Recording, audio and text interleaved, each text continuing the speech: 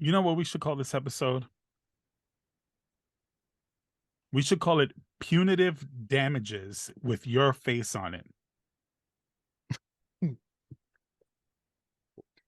Just Okay. your face, and then maybe put on your forehead like a tattoo. Punitive Damages.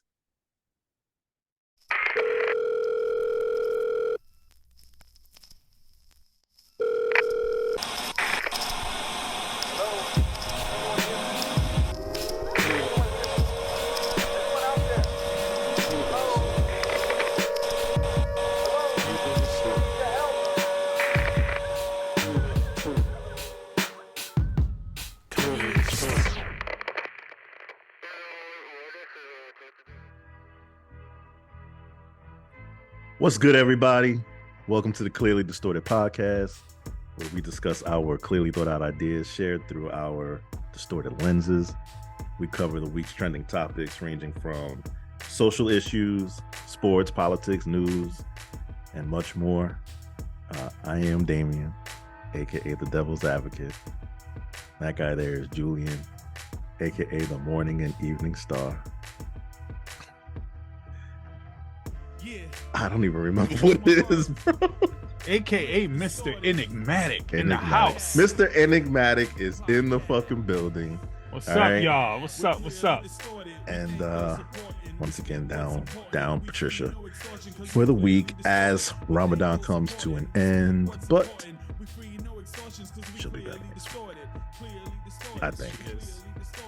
Praying to Allah at the moment, and we support her all the way. She's got family business, and we move on. What's up, Daym? What's going on with you?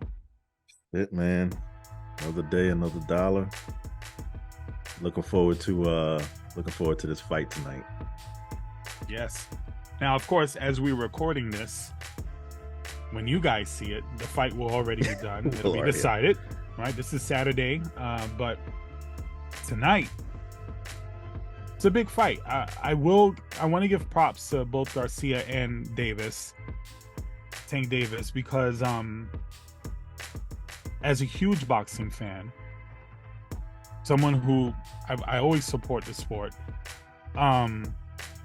it's good to see two dynamic fighters in their prime actually fighting each other. You know, maybe that. Errol Spence and Terrence Crawford, maybe they should take some notes. Yeah, that'd be nice to see.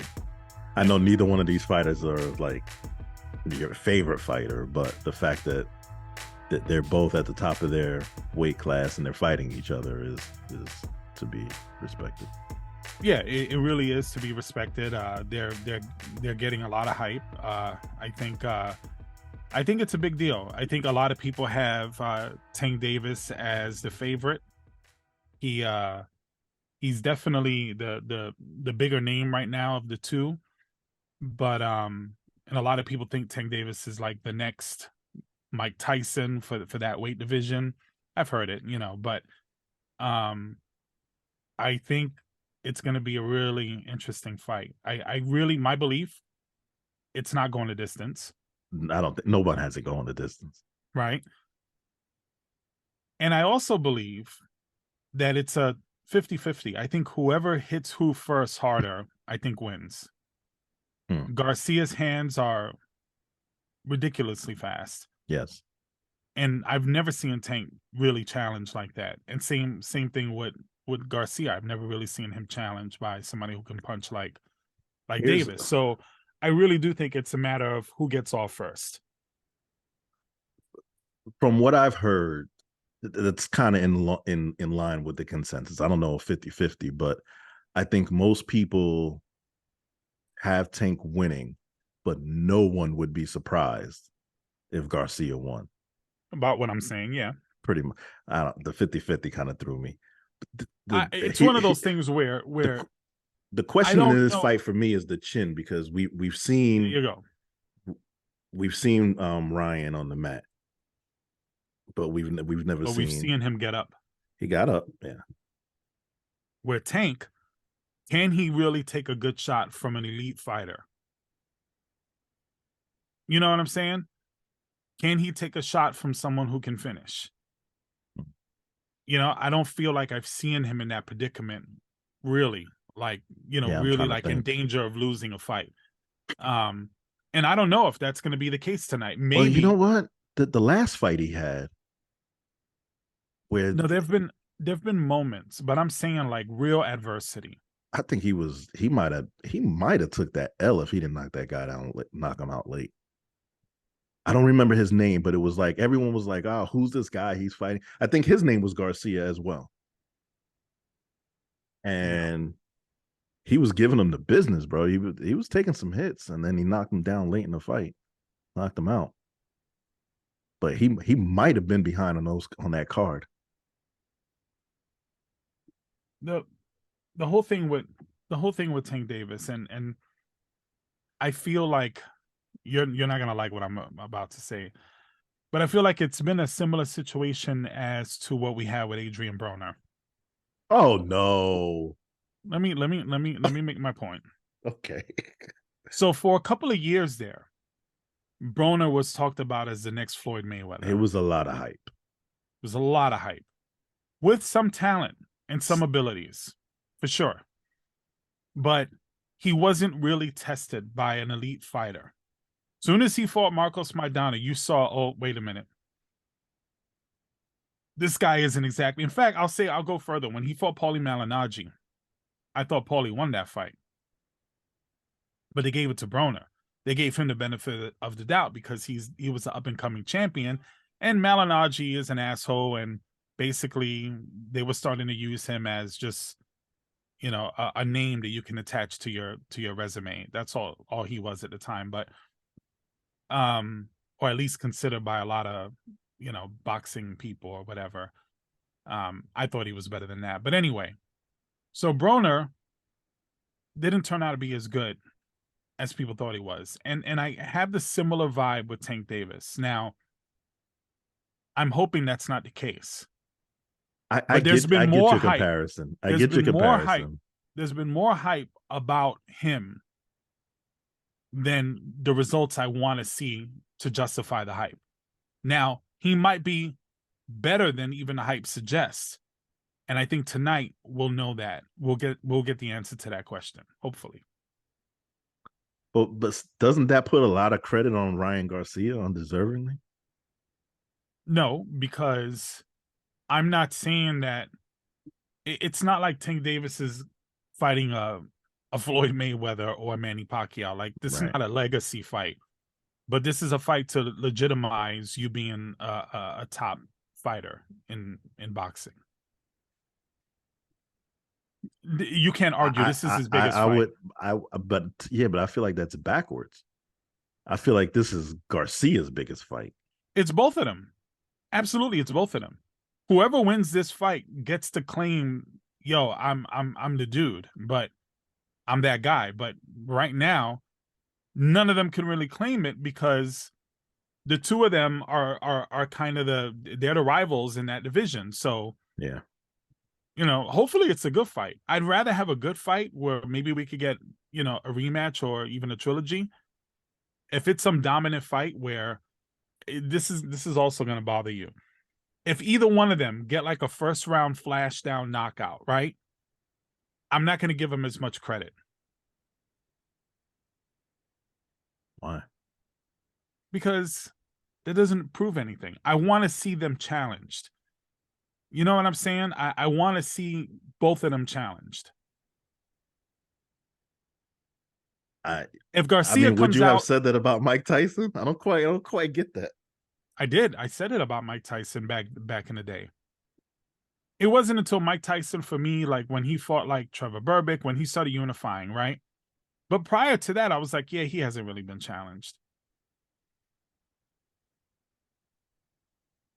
I mean, if the guy's laying down everybody they put up in front of him, I don't know. What else you want him to do? Okay, so like Deontay Wilder, right? Yeah. It took him to fight some real fighters and have some adversity before you could really put respect on his name. I feel like this is a little different though, because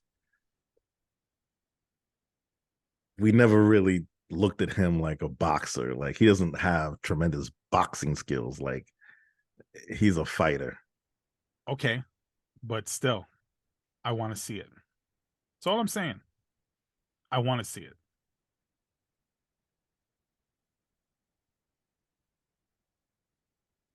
How many knockouts does he have?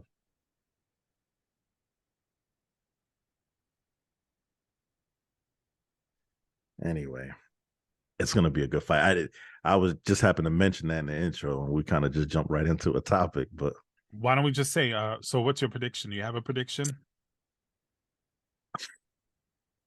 I got Tank winning. You want a round? That's what you're asking. That one is hard.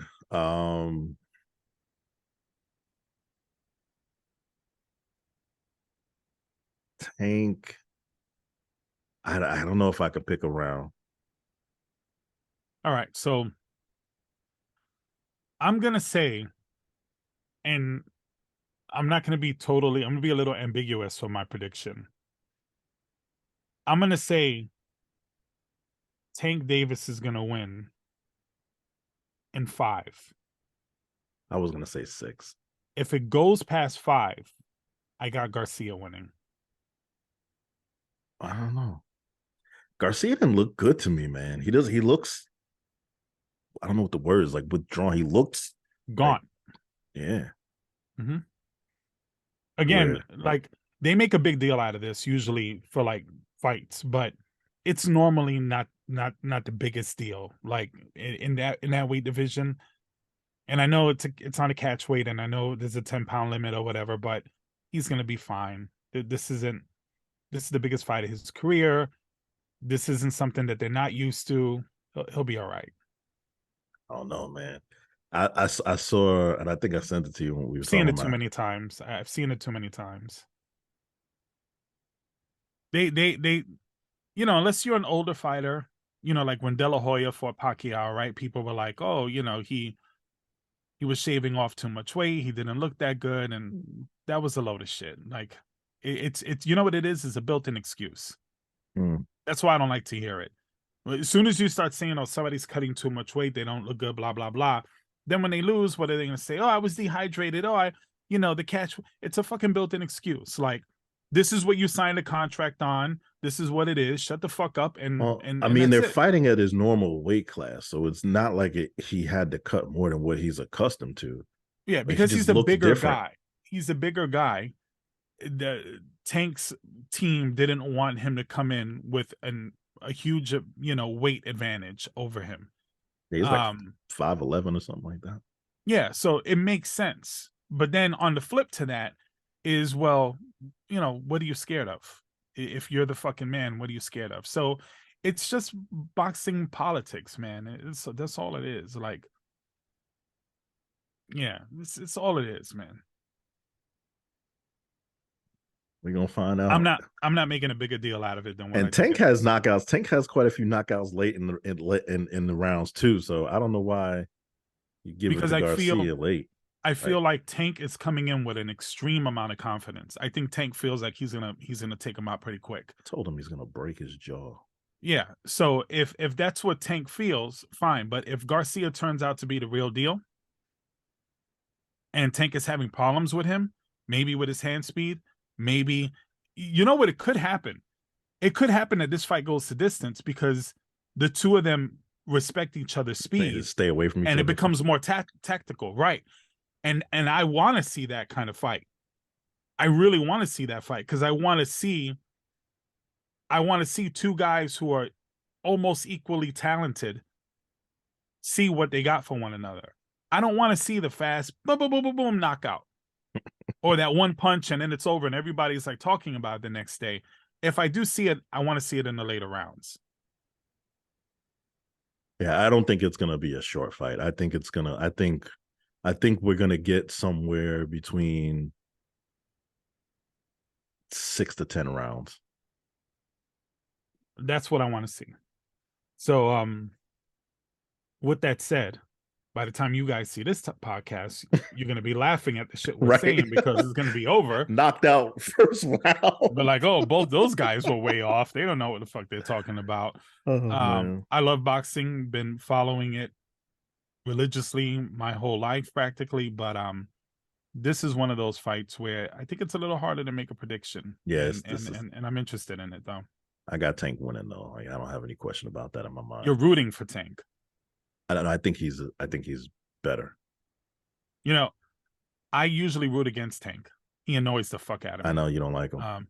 But Garcia also annoys the fuck out of me. So I really don't want to. He annoys me more and more. Yeah, I don't look at him like, and I don't even know if it's fair, but I don't look at him as a boxer. I look at him as an entertainer. Oh, I wouldn't go that far, but yeah. Yeah, he's like what's those brothers? Those guys who just fight whoever. The Logans? Yeah. No, he's not that. Come on. He's better. He is a better boxer than they are. I'm not saying that he can't box. Obviously, he wouldn't be in this fight, but he's more in that bucket than he is a boxer for me. I disagree. But he's an entertainer. He's a YouTube superstar and all that bullshit. No, he's not that, man. He's a boxer first. Dude, he's YouTube star. He's a boxer first, bro. Okay. Anyway, we'll see. So this is episode 27. I feel weird every time I say like we're in the fucking 20s, bro. This is crazy. Yeah, it really is amazing considering that I wasn't sure if we were gonna get past 10. Really? That should never cross my mind. It crossed my mind only because I thought initially, I'm like, how's the chemistry gonna work? I know what we do when we talk and we have our conversations. I just didn't know if we would be able to pull it together and actually make a coherent show. And then you add Patricia to the mix, and I really didn't know what was going to happen, Patricia's definitely the wild card. I didn't know, so it's one of those things where I thought maybe after 10, 11 episodes, maybe you might say Jew, this ain't working, bro. Oh damn, you put it on me? Wow. I put it on you. Yeah, I thought you were going to be like the guy that's just kind of might pull the plug and just be like, hey, it's all right, man. I'm not really into this shit, Jew. You're a little bit too crazy. My pops thinks you're out of your fucking mind, and my family don't like the jokes, man. Like I think we're gonna cut it. Well, that's what I thought. So now you will have learned a lesson about me. I don't have quit in me, and I probably should at some time, but that's one of those things that's a gift and a curse. Is I don't quit. Well, good. I'm still with you, so we're good, man. Yeah, man. So episode 27, we're gonna go over our playoff brackets, check in on that, see how we're doing. I could hear like the sad music, that wah wah. Yeah, talk about some other things in the NBA. We got DeSantis out here doing the fucking most. He could be a podcast all on his own. The House passed Protection of Women and Girls in Sports Act. Charges got dropped in Alec Baldwin, and let's get into it. Yeah, we got some stuff to talk about this week. Man, people are missing the 20 questions. We have to get back to that. Yeah, that's gonna be the difficult thing about when any one of us can't make it to the podcast is we're gonna be missing that segment, because I do think it is already one of our more popular things. So yeah. But it's good because that's not easy to come by. The 20 questions. It's getting harder and harder every week to come up with more unique stuff. So it's good to give us a little bit of break, and I think what we got coming in the future is going to be a little bit unique for that. So yeah, looking forward to that for sure. So how's your brackets doing, man? Not quite what I thought, man. There's been some development for sure, injuries for sure, and a couple of, I wouldn't say total surprises, but in particular, the two that stand out for me the most is Golden State and Sacramento, and New York and Cleveland. There have been a couple of surprising things there. I'm not too surprised with what's happening with Phoenix and the Clippers, even though Phoenix is up. I really do believe that if Kawhi and Paul George were playing on that team, I think that this would be a sweep for the Clippers. The games have been close. The Clippers pulled off one. Kawhi Leonard dominated in that game. He made KD look silly on several occasions. But you said a sweep for the Clippers? If Paul George and Kawhi Leonard were playing right now, this series would be 3-0. Yeah. So, yeah. But we could start somewhere else. I think I already made the point I wanted to make for that series, but I don't even know what to say after that. Let's start. I guess let's talk about your some of the things aren't like Denver series. Like we don't have to go over that. Like it's been pretty dominant. Yeah, which I had that one going 7. I thought Minnesota was going to show up a bit more than they are. Well, on paper, I thought Minnesota could pose a big problem, but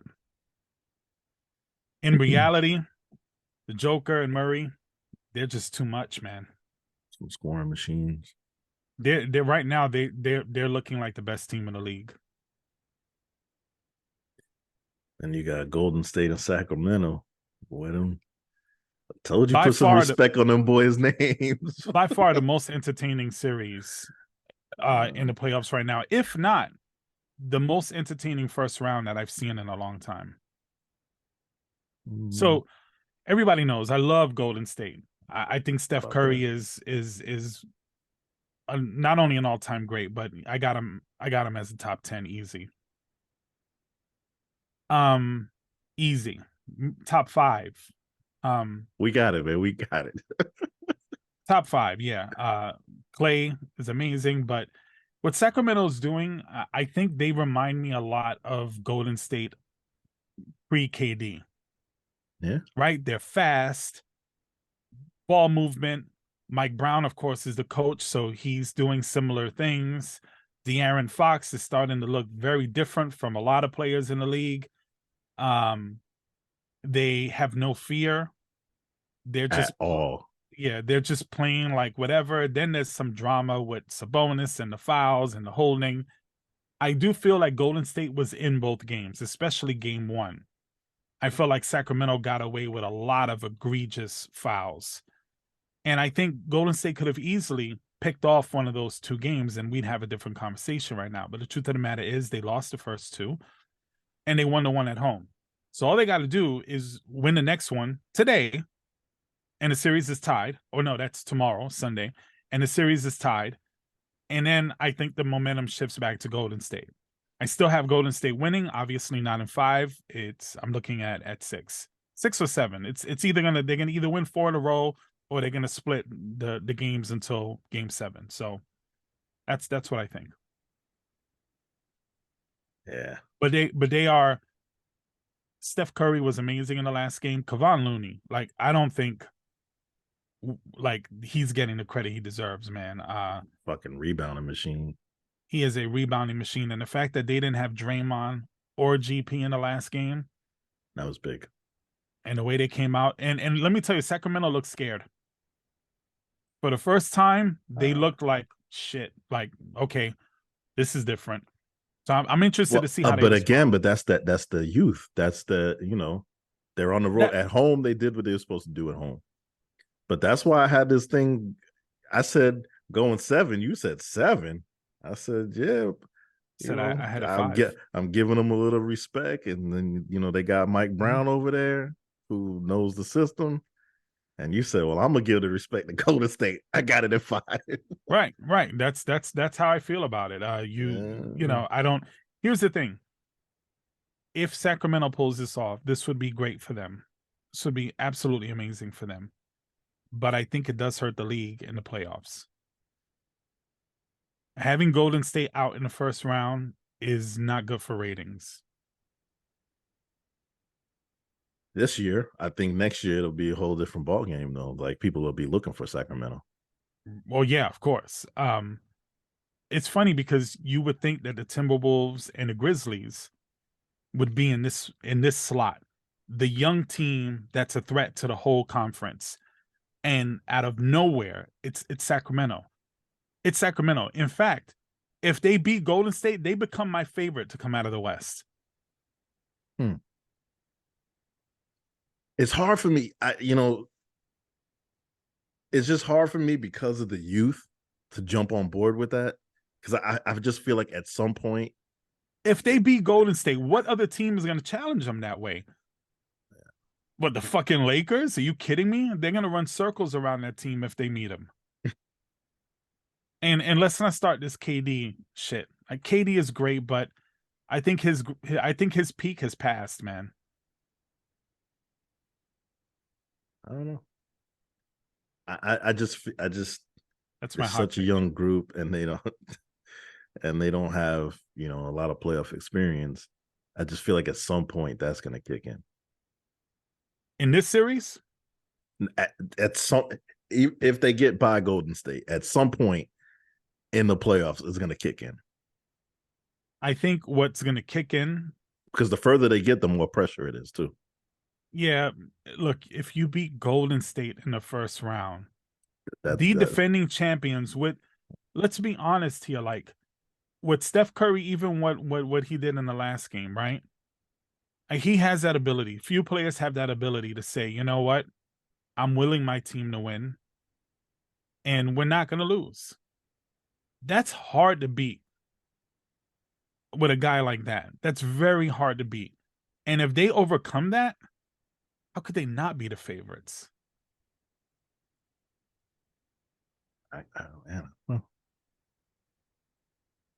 And I think Mike Brown being a coach, I think that makes a difference. I mean, they're looking at him and they're respecting what he's telling them. But how? Listen, he comes to a bunch of kids and says, "Look, I got the game plan. The shit worked with that team over there who look just like you do now 10 years ago. Let's do it." Why wouldn't they buy into that? Right. And who's to say that irrational confidence won't carry them through for the rest? It could. It wouldn't be the first time we saw it, but I'll take it a step further. If they come out of this Golden State series, not only do I think that they would be the favorites to win, but I would be rooting for them to come out of the West. I would be rooting for the team that took out my team. I do that. That's kind of weird thing that I do. Yeah. And I think if Golden State, let's talk about it. If Golden State were to lose, I think there's some reality checks, right? So what happens with Draymond Green, right? There's a lot of talk that he's not this is his last season with Golden State. I don't think that would be the worst thing in the world.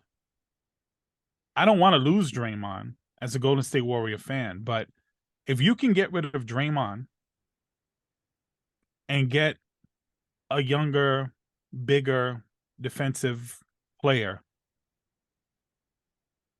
with the rest of the team, I don't know if that would be a net loss. It could, what's the expression? Addition by subtraction. I think that could be, because I don't feel like there's enough minutes it's just for all the talent that they have on the team. A lot of the stuff Draymond does is not in the stats. It is. It's really hard to gauge his value. I would agree. But I think Golden State will look like a different team. Yeah. But I don't know if it's necessarily a worse team. And I can see that. And I also think his antics, it's hurt them a lot. That punch to Jordan Poole is the reason why a lot of the problems they have in this season have continued.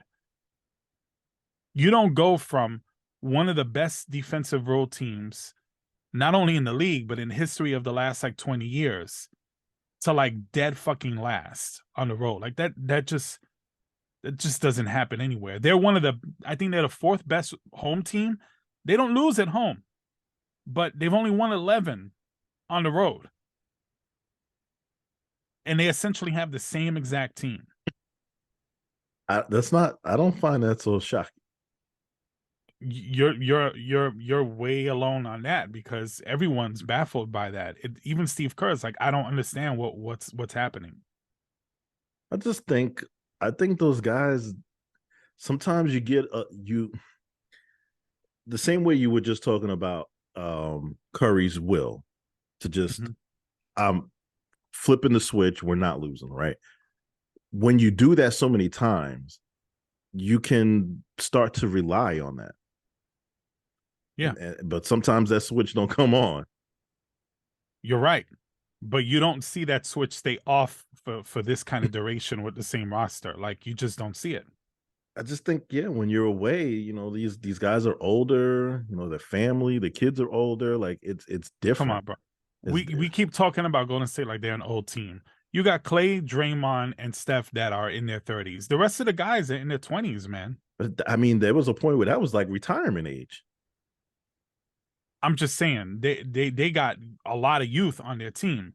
They got GP, Looney, who's still like 27 or whatever. They got Wiggs. They got Jordan Poole. I mean, they got DiVincenzo. I mean, they got babies on their team. Like, what are we talking about here? But they're not the core of the team. So, those guys are gonna follow whatever. Wiggs and Looney are part of the core of the team. Not to mention the five of them, Wiggs, Looney, Draymond, Steph, and Clay, statistically, they are the best starting lineup in the league. They are a plus more than any other starting five. It's when you get to that bench on the road where all of a sudden they look young, inexperienced, confused, but not in the last game. Their bench has been a struggle for a couple of years. That used to be one of their strong points. They used to be one of the deepest teams. But they are. I just think that those young guys are still trying to figure it out, and maybe that's what they're doing now. We'll see. Anyway, let's move on. Knicks and Cavs. What do you think about that series? That's the second series that I'm finding most intriguing right now. It's the most entertaining series for me, of course.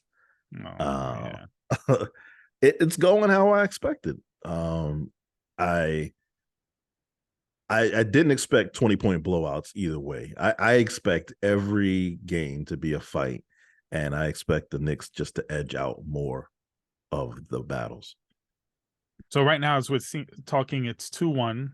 Right. The Knicks are up. They won a game in Cleveland, and they just defended at home. They split 1-1 in Cleveland. First game in New York, they took the first game, and come back Sunday, tomorrow, for game 4. Yeah. So if Cleveland manages to edge out a win in New York and the series is tied again, and they retain they gain home court advantage again, do you think that plays a difference in the series? Yeah. So you think this is kind of a must win for New York? Not a must win, but it would make the road a little harder, because then they got to win 2 in Cleveland. That's a bit much to ask for.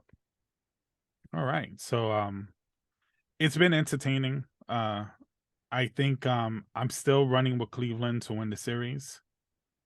But that's going to depend on the next game. I think if New York does win, game, what would that essentially be? Game 3-1. That'd be game 4. That'll be game 4. I think if New York wins it, they win the series. But if they lose it, they're done. So I think my prediction, I think Cleveland is able to steal home court again, but we'll see. I'm not, like I said, I feel like that's more of a 50-50 series, but if I had to pick one, I pick Cleveland. But New York is starting to convince me, so we'll see. That boy is off the bench, man. I'm telling you. I don't know why it took us so long to reach that deep in our bench, but they are teaching Tibbs a lesson. And there's still, I don't know why this shit is still looming around, they're still talking about Spider ending up on the Knicks next year. He can't if Cleveland loses this series, he can't pull a KD, right? Join the team that eliminated so him. that's what so I was gonna that's what kind of was my approach, is like the Knicks take him out, right? The Knicks take him out, and then he joins them the next year. But of course it would have to be in a trade, because he just signed a big contract. But I just don't know how that optically looks. It doesn't feel right to me. I don't know, because he was born in New York, and it was always like they were saying he thought, he was even talking amongst his friends and family, he was a Knick. That trade was going through. It was no question. And then the Knicks pulled out. He was alone. Would you trade Brunson for Donovan Mitchell? No.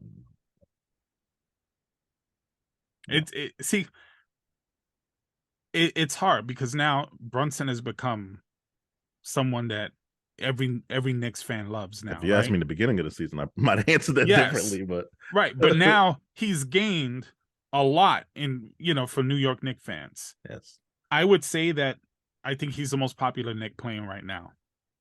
No question. So it would be hard to trade him. Question: would you trade him for Damian Lillard? No, I don't. Well, you're too loyal, bro. I love it, but you're too fucking loyal. Lillard, if I wouldn't want Lillard running point guard on this team, period. Anyway, it's a whole different kind of game. I would put Lillard at the 2. That's not what I asked you. Well, it kind of impacts my answer because we need a point guard. Brunson has to be there. I'm just saying. But if if you were Portland and you were making that trade, or any team, you're gonna want Brunson for your main guy. You're not gonna what are they gonna who are they gonna get instead? Like so the question would be, would you trade him? You said no, so you already answered that. But I'm just saying, like, of course you would want. It would be awesome to have Dame and Brunson on the same team, but that's not going to happen. I actually don't think that would be the trade that Portland wants, because they got Anthony Simons, he's gonna, if the day comes where Dame leaves, he's filling those shoes. It's a good point, because I don't think Portland is interested in winning anything anytime soon. If they were a team that way, it's definitely that, right? I think they kept Dame there because they have a marquee name to sell tickets, but I don't think they give a shit about winning. I think they were trying, but they just couldn't make the moves that make it happen, and so they got to a point where they were just like, we just gotta scrap it, right? Start getting some youth in here and try it again. But they already got their guard situation, so they're not looking for another guard. So what do you think of the Grizzlies and the Lakers? There's a lot of Dillon Brooks talking on LeBron James, saying that he pokes bears and LeBron James is old, and then he was in his face, and I don't like Dillon Brooks at all. But I don't have a problem with the shit he's saying. So we're gonna talk about the Draymond Green flagrant and the Joel Embiid and James Harden thing, but Doc Rivers had a great point the other day, and I would agree, right? Like we're getting to the point with the officials, and again we'll touch on that later on, but this applies to this story, where role players are allowed to really instigate things on the court with superstars, and the superstars are reacting to it, and they're the ones getting flagrant fouls or getting ejected or whatever it is, getting technicals. So Dillon Brooks is clearly trying to agitate LeBron James, right? He's getting in his face, he's saying things, and look, I've had my issues with LeBron James, but I think there's a line you cross when you're kind of disrespecting someone of his stature to that degree. It's not like he's challenging him like, yo, I'm taking your crown, because he's clearly not that guy. he's challenging him in a way to get him to retaliate or do something to get him in technical foul trouble. Basically, get him out of his character. And I don't have somewhat of an issue with that. I just don't like the way Brooks does it.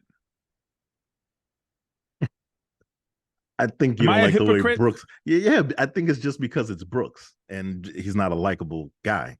Oh, he's that other week where he let his hair down and he's just in fucking. Oh my god! Like I wanted to like fucking throw like my remote at the TV. Yeah, but he knows what he's doing. It's smart. I don't have a problem with it. I mean, I'm a shit talker. I talk a lot of shit, especially in sports and competition. So I don't have a problem with it. If I'm able to get in your head and get you out of your game, then kudos to me. That's my advantage. It's not because he's not doing anything. Though? He's not doing anything physical. No, he's not out of line. I don't know. I feel like I don't know why I feel this way, but I think it's just because it's him. No. It's not even only that. It's LeBron James. Like, give him a little bit of respect. What? Fuck out of here, bro. Not on the basketball court in competition. You are just one of the 5 guys that I'm competing against on the other side of the fucking team. Look. I don't give a fuck about none of that. If it's like the young guy who comes in and like remember the couple of years ago, Tatum dunked on LeBron. Now, if Tatum at that point would have got in his face or talk shit, you see he's coming after LeBron because he feels like, yo, I'm the new motherfucker here. I'm the guy.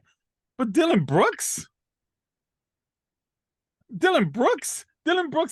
isn't even good enough to carry LeBron's bags. Like, what are we talking about here? But that's what I'm saying. You feel like that just because it's him.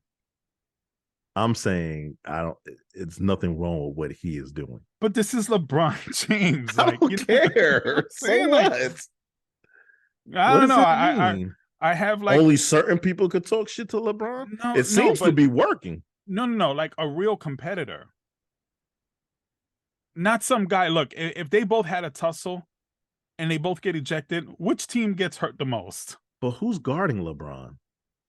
Dylan Brooks is taking up that That's my point. That's my point. So it doesn't matter what their careers are like. I'm the one that's responsible for stopping you. And I'm going to get in your head and I'm going to talk my shit. And I get you. I'm just saying, is there a line that you can cross when it comes to that? Because I feel like if there is a line, I feel like Brooks is fucking right on it. He's on the edge, man. And it could just be because I don't like his fucking face. I don't like those fucking marks on his forehead, and I don't like his fucking hair, and I don't like his voice. He had bad acne as a teen, and now he's paying for it. Julia doesn't like it. He's one of those people that you went to school with, and you just see him walking down the hall, and you just want to punch him in his mouth. Yes. He's that guy, and he's relishing in that role. He loves it. Yes, he is. And to me, that's entertainment. I don't have a problem with him doing that, but I guess I have a certain level of respect for LeBron James, and it's kind of annoying me that you're doing that to LeBron James. Like, fuck that. All that shit goes out the window, bro. I guess you're right. There's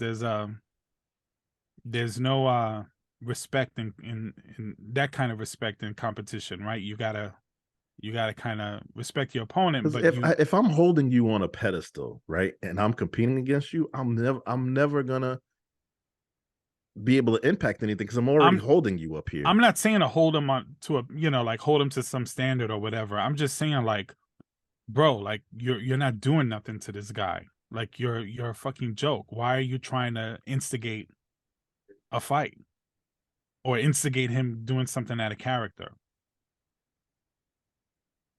LeBron James is responsible for how he reacts. You're right. You know what? When Lance Stevenson used to blow in LeBron's ear and do that shit, I loved it. I thought it was great. I didn't have a problem with that. So maybe I am being a hypocrite. I think I probably am. It's just because it's Dylan Brooks, and it's because it's Dylan Brooks. Because everybody loved what's his name? Steven you just said Lance Stevenson. Lance Stevenson, yeah. I mean, he was a likable person, so he was having fun. I think maybe that's the difference, is that he did it in a more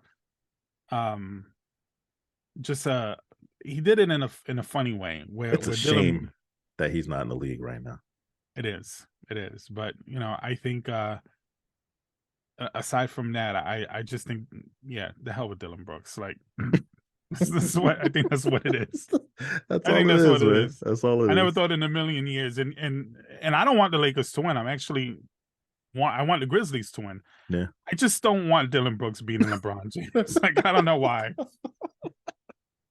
It doesn't feel right to me. It doesn't feel right to me. I agree with you 100% on that. But yeah, I don't have a problem with what he's doing or what he's saying. I'm all for it. And it seems like it's working, because even LeBron, like they're asking him about it like at practice, and he's like, you could tell he's getting frustrated. He's like, "Look, I don't want to talk. I just want to play shit." And he walked out. Yeah, I just want to play basketball. Like, even if it's not, it's in his head just a little bit. Like, that's enough. He's in his head a little bit. There's no doubt about it. I've never seen LeBron react like that in a press conference. Like, he just seemed like annoyed with the thought. Yeah. He expressed himself the way I feel about Dylan Brooks. It's like, I don't want to talk about this shit. Ew, like, fuck that guy, right? Although I loved watching Golden State beat Memphis last year. Yeah. And it was mostly because of Dylan Brooks. Now, it'll be interesting to see how this next game goes. The LeBron comes out and fucking puts 60 on his ass. If that shit happens, man, which is very possible. Very, very possible. That's the one element of LeBron James's game that a lot of people really criticize, is like, does he have that Kobe in him? Does he have that killer Michael in him?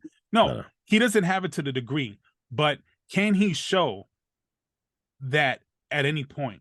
He is, I believe he is competitive enough to be able to turn it up, but he doesn't have that dog like Kobe. No, he doesn't have Kobe or Michael. No, very few people do. But even like a Steph Curry, babyface assassin, you know that he's real cold-blooded with it. You know what I'm saying? That. Now, I would put him maybe not at the same level as Kobe, but he's in that conversation. He's quietly one of those guys. He's got some dog in him, no question. LeBron James has always seemed to me like the guy where when he loses, it's more about what he did wrong, as opposed to, oh, that motherfucker just challenged me, I'm coming for his heart.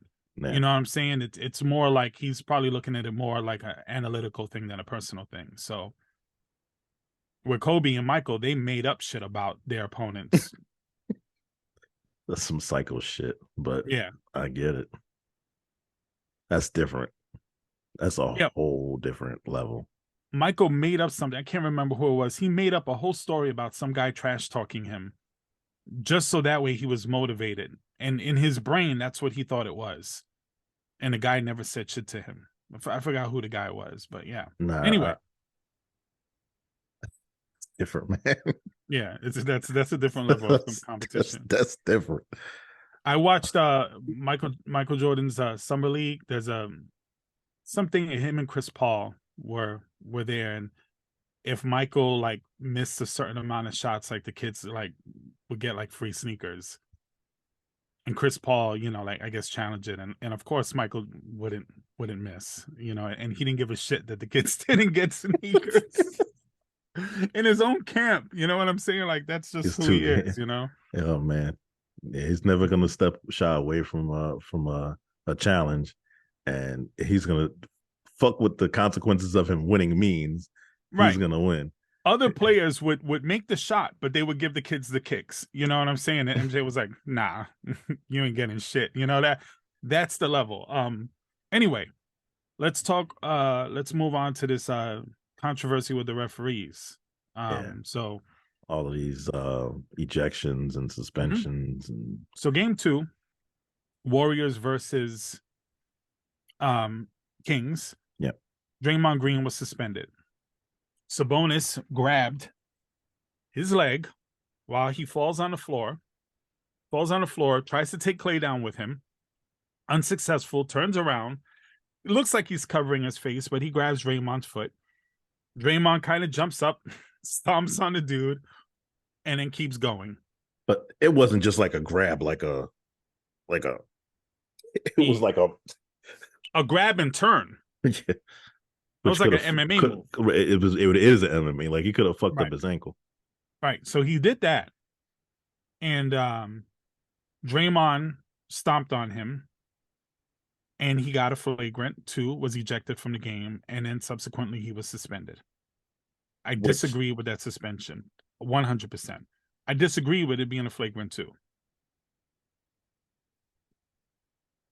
I'm not so opposed to him being ejected.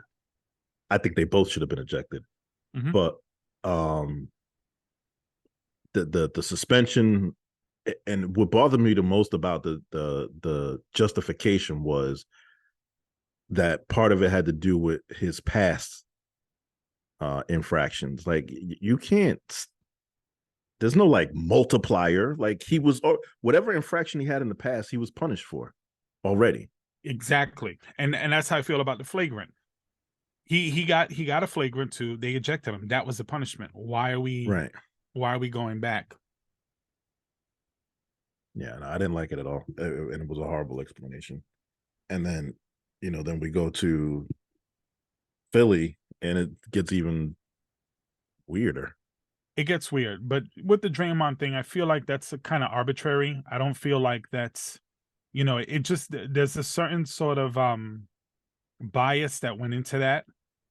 And we're not talking regular season. We're talking playoffs. We're talking about a team that's already 0 down, 0-2, and then you turn around and suspend their playmaker and their defensive, head to the team.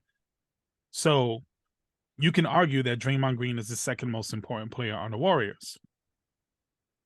You take that away, and yeah, I think it feels like they were intentionally trying to dictate the winner. I'm not saying that for sure, but it felt that way. I can see how someone in Golden State would feel that way. But anyway, now we go to Philly. So earlier in the game, Joel Embiid got dunked on pretty good. Claxton came up, put it on him. But as they were landing, right? It's a similar thing to Scottie Pippen dunking on Patrick Ewing. Classic dunk, I think right? that one was worse, but yeah. The Pippen one was worse. Yeah. It was worse. But Pippen landed on like in front of Ewing, sort of on top. Claxton didn't. He landed a little bit away and he tried to crab walk his way. And this is the thing with NBA players. I don't know what's the deal with the crotchal region, right? Here we go. It's I want you to know that my dick and balls is hovering somewhere over your face. That's my manhood on you, right? It's get this dick. You know what I'm saying? So Claxton was like, yo, Embiid, take the crotchal region. The nether region. It's like one of the most disrespectful things. Like I remember as a kid, especially when I, first able to dunk, and even before then, when we would, lower the rims and shit, we were trying to do the Shaquille O'Neal hang and put your balls in someone's face. Like it was the most disrespectful shit you could do. Right. And so, it's the same thing. It just carries even on, that dude, what's his name? Dudley or whatever the hell his name was. Bradley. He grabbed the ball threw it at Shaq after Shaq basically nutted him to the ground. That was Dudley. That was Dudley. Yeah. So even that, like, I mean, you got to have some balls to challenge someone the size of Shaquille O'Neal, but he was just like, no, I'm not having that shit. Like, you're not going to do that shit to me. Right. Exactly. So here Claxton is doing that, and Embiid reacted and he threw his leg up and kicked him towards the crotchal region. Right. Yeah. And, but he didn't quite get there. So he got a flagrant one for that. So the first thing I object to is the idea that it's a flagrant foul. Technically speaking, you can't do that as a flagrant foul because it's not in play. If it was in play, like that was during a dead ball, no pun intended. It was during a dead ball. situation, right? Because the play had already happened. So you can't call a foul or flagrant foul. That should have just been a technical. Right. So I'm just thinking on the technical aspect of it. It didn't even make sense to give Embiid a technical foul for that. I mean, a flagrant foul for that. So, okay. So now we have a flagrant foul, no ejection. Later on in the game. I get your rationale, but I don't know if that's right. It's right. Say we're in a timeout, right? And I just walk up to the opposing bench and punch somebody in the face. What's going to be that? A ref's going to blow a whistle. That's an automatic ejection if you throw a punch. But it's going to... They don't label it a flagrant foul. A flagrant foul is a foul that's flagrant. Yeah. You can't commit a foul on a dead ball. You raise a good point on the dead ball. I hadn't thought about that, and I don't know what the actual written rule Nobody's talking about that. They keep labeling this as some flagrant foul, and that just proves the point that the league doesn't know what they're doing when it comes to these calls. They're making up some of the rules as they go. Because you think about it, it's flagrant 1, flagrant 2. So they're basically it's a subjective thing that they're implementing into the game. Okay, we're going to give Joel Embiid this punishment to justify what we think, it should be, instead of just having a clear-cut rule. Anyway, so then later on in the game, James Harden has the ball, and he does a basketball move, in my opinion, and he pushes off and hits the guy. And if you look at the replay, he doesn't really hit him it looks more like the lower stomach. Yeah. I don't even think that was a foul. I think that was a no call, and he got ejected from it. Flagrant 2, gone. Yeah, I don't... What are we doing here? It should have been a foul. Should have been an offensive foul. I don't even think so, but I can accept that. That move used to be okay, but it's not anymore. The push off, like... No, it wasn't a push off like that. Dude was hovering on him, leaning on him, and I think somebody made a good point, is if someone's invading your space, you should be able to create space. It shouldn't be this thing where if someone's pushing their body on you, that if you nudge them as the offensive player, that's somehow a foul on you when they're the one initiating the physical contact. I mean, he was just guarding him. He wasn't fouling him. He was guarding him. And then when Harden went to make a move, he kind of did this, which is kind of a natural thing. But it wasn't egregious. It wasn't right. No, it wasn't. At the most, if they're going to call it, it should have been an offensive foul. Okay, so we agree on that. At the most, it should have been an offensive foul. Instead, he got ejected. This shit's crazy. We are so inconsistent as far as how these things are being called. Meanwhile, Sabonis, not only did he grab Draymond's leg, but there's other footage of him grabbing onto Draymond, like literally like bear hugging him, and they're like fouling Steph Curry every other time, holding people in the first 2 games. And it's like, if you're not going to call those calls, then you got to expect that there's going to be some sort of physical altercation, right? Yeah. We can't ask the players, tell the players you're soft nowadays. You guys are all pussies. You're weak or whatever. It's not like the old days. And then anytime they get even remotely physical, it's a flagrant and you're out. It's been really strange because it's almost like a memo went out, because all of the games that I've watched have been pretty physical and the refs have been letting them go. But then it just doesn't coincide with these weird ass flagrants and ejections. Like it I don't know. It seems like it's a system set up to dictate who's winning and who's losing. I hate to be that guy. I don't ever want to think that my favorite by that thought, team by sport. By that mindset, then the NBA is saying they trying to get the Warriors out of here. Oh, there's been a idea that they are sick of seeing LeBron and Steph Curry in the finals. They want, they see the writing on the wall. The both of them are getting older. I would hate to think that would ever be the case. And I know it's not for the Lakers because they get more foul calls than any other team in the league. I don't know. I don't wanna go down that path and But they have a problem. There definitely is a problem with there's a the consistency officials. issue for Yeah. sure. So just to clarify, anyone guilty of illegal contact which occurs during a dead ball may be assessed a technical foul.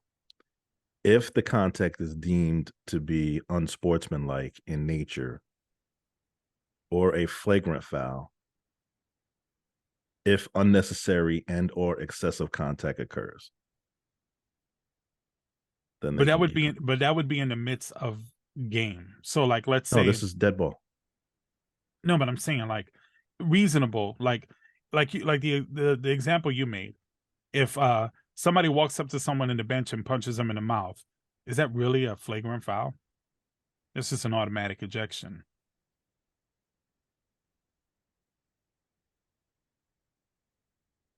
No.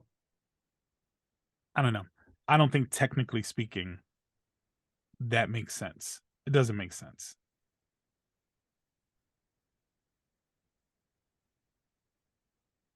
Yeah, it does. To you, So in today's rules, right, in the NBA, any contact to the head it's is a dumb what? rule. What's a dumb rule? What you just read to me, it's a dumb rule. It doesn't make sense. Why doesn't that make sense? That makes sense to me.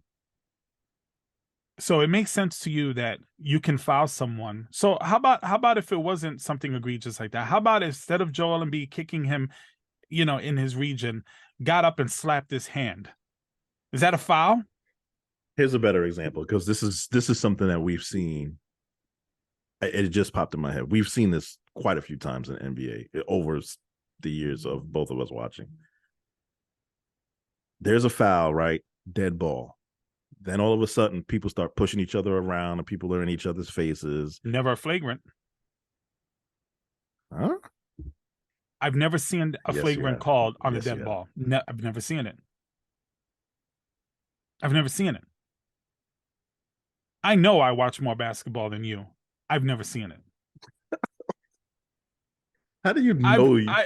I've never seen a scuffle I know I and watch they more just basketball. start calling flagrant fouls on people. I've never seen that. Yeah, because they get ejected. They get ejected. But they don't. But then they just call those technical fouls or ejections, unsportsmanlike conduct or whatever it is. So like the malice at the palace or whatever. Could you imagine? Okay, you got a flagrant too, and you got a flagrant too. Like it doesn't make sense. Because back then, this flagrant shit didn't. It wasn't. But they're not doing. They're inconsistent. Is my whole point is that they're inconsistent now. It's almost like they're making up the rules as they go. What's a flagrant? What's not? A flagrant foul should be an excessive foul.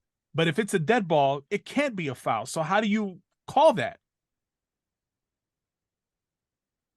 Even by its name, it doesn't make sense. That would be like, let's say your coach calls a timeout, right? Or let's say the ball goes out of bounds and you're walking to your bench and you grab the ball and you're walking and the referee says, up, travel. No. But here, maybe I have a better scenario. So you know how like whistle gets blown and sometimes people will still try and shoot the ball, just to see if they can hit it. That play's dead, right? And then somebody will right. Then someone will try and block it or some shit like that, or someone will go up for a rebound and come down, and then the other team will try and swat the ball out of their hands. So say I go up for whistle blown, there's a foul on the shot. I go up, I come down with the rebound, and I'm just being a dick. I'm just holding it, and the other team tries to swipe it out, and just in me trying to keep the ball away from them, I turn like this and elbow them in their face accidentally.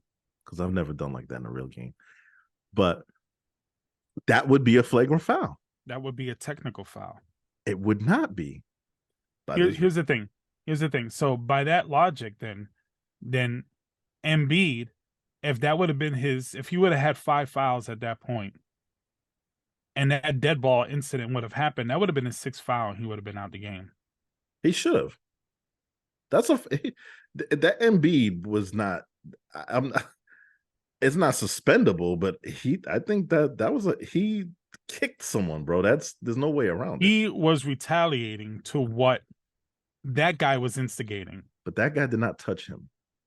He did. He didn't. He straddled him.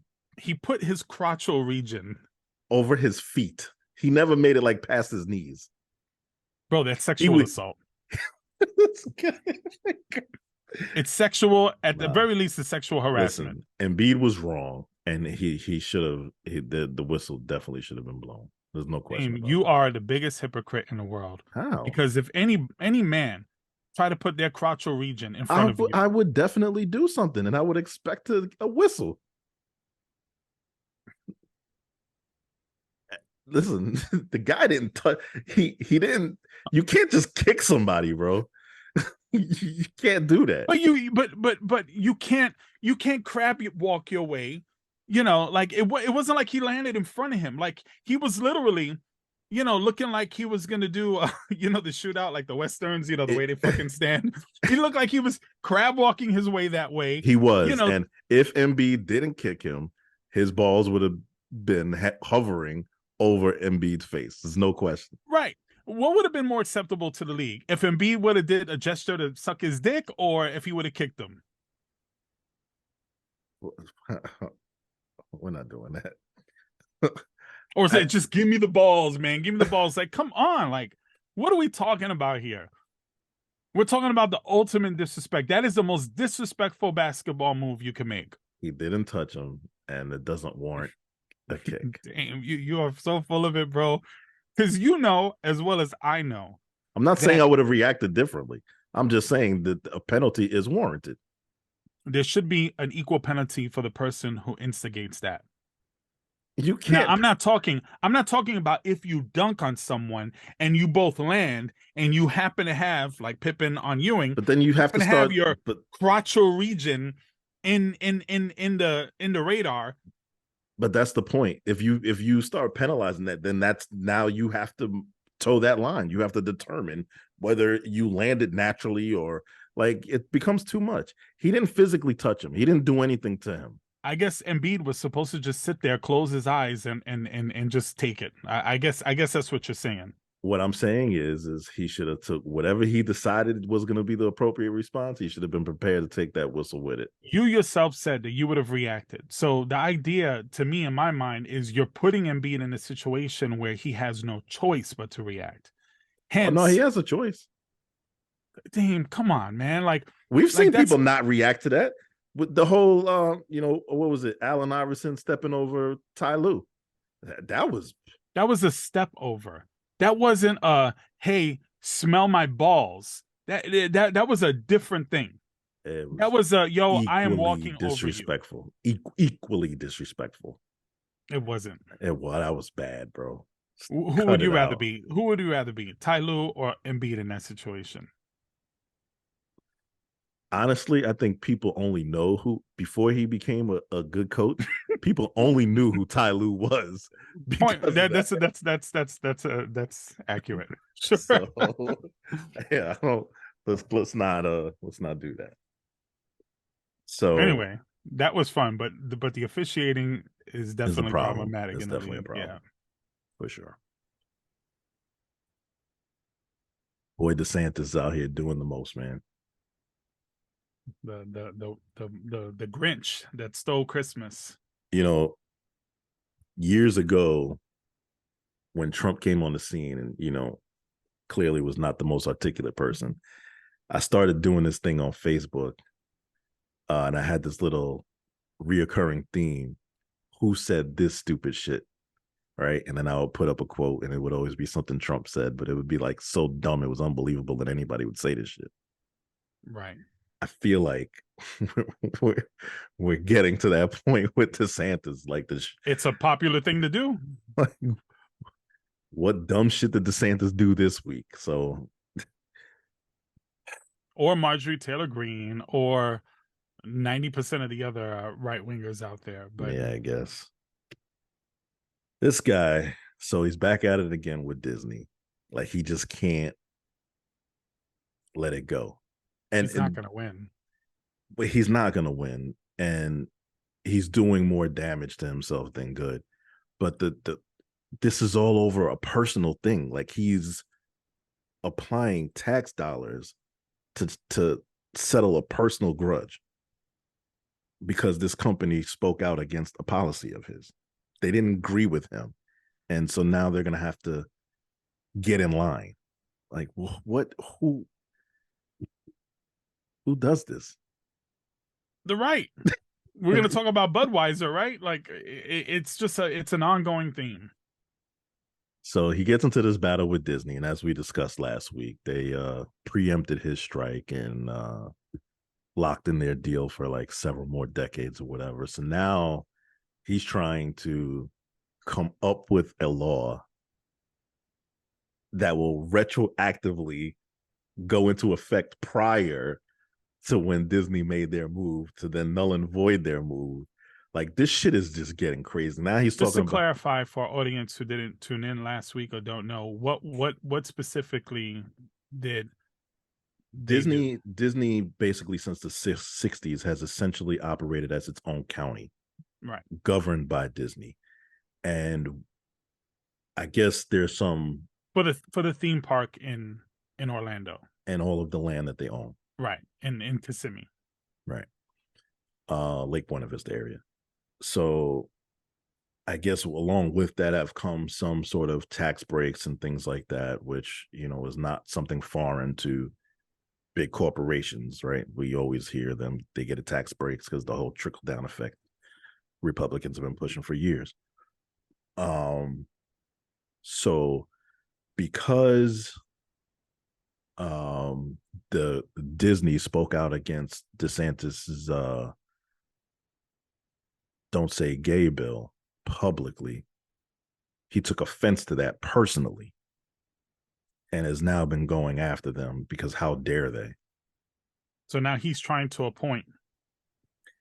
So he created a group to oversee Disney, which had already existed. So prior to the outgoing group, they agreed to a new agreement extending the deal however many decades out, right? So now he wants to. The new group comes in and realizes they've already been beat to the punch and the game's over before it even started.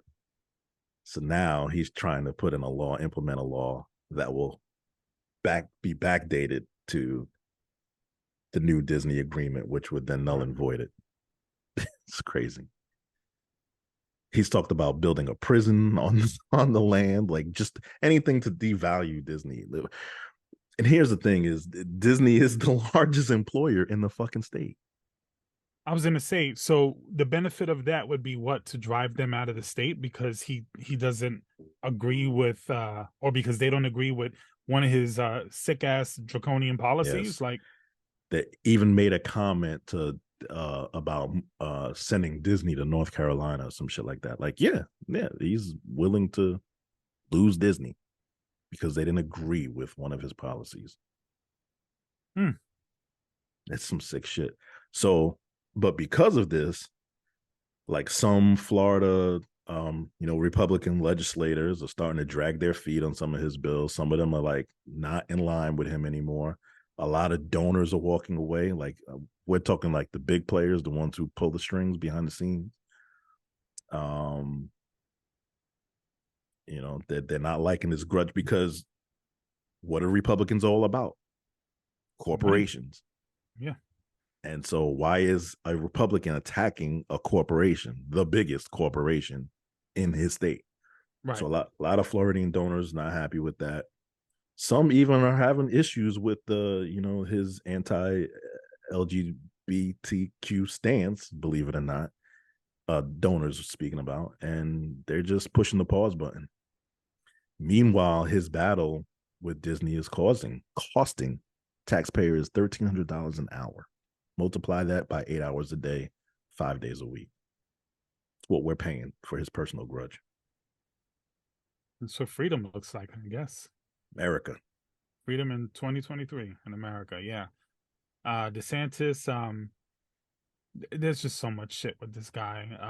Oh, we're just getting Let's started. yeah, let's keep it moving because I don't even know what else to say to that. So, as if that wasn't enough for the week, he extends the "Don't Say Gay" bill to all grades now.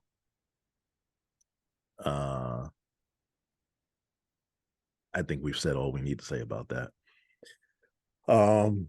Florida now has the lowest threshold for imposing a death penalty in the United States.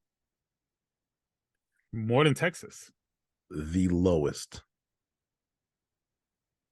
So previously, it required a unanimous 12 jury vote to impose the death penalty. As of this week, it now only requires 8 of the 12 to be in favor. God. You would think that you would, the whole pro-life argument, right? Like you would take that more seriously, right? I will never allow a Republican to stand in my face any longer and tell me they're pro-life, because this is all of their policies are anti-life. In this day and age, it's like every year we have more and more people who are released from death row because evidence is shown they're not guilty, right? DNA and shit like that. This would be the time to make it harder to impose the death penalty, because we have a history of so many errors. We can't just be killing people, innocent people. So I don't see how this, or what was even the reason to change it? Like, what happened that they said, well, to play devil's advocate, the reason would be is because they accuse us of protecting criminals, right? And that's the reasoning. It's they think that we need to have a stronger, more punitive system, and that's, I think, what this is all about. make the system accurate and fair. Then They're not interested in that, obviously. Yeah. So then they have no problem with killing innocent people, and so don't tell me you're in favor of protecting life. Right, because they're not. Right. You can't. They both can't coincide. So we talk about this all the time, right? Like the logic doesn't add up in any way, but yet they still are convincingly able to make this argument, pass these laws, get people to vote for this shit, and it just keeps happening. But somewhere, maybe in the Twilight Zone or whatever, another dimension, it seems that way, but it's happening in our reality. There are people who think this is a great idea. I'm not opposed to the death penalty. I think there should be strict criteria met to get there, but I think there are certain crimes that warrant death penalty, but I still think it should be a unanimous vote. I've always been somewhat pro death penalty. I'm less and less as the years go by, but I'm still not all the way against it.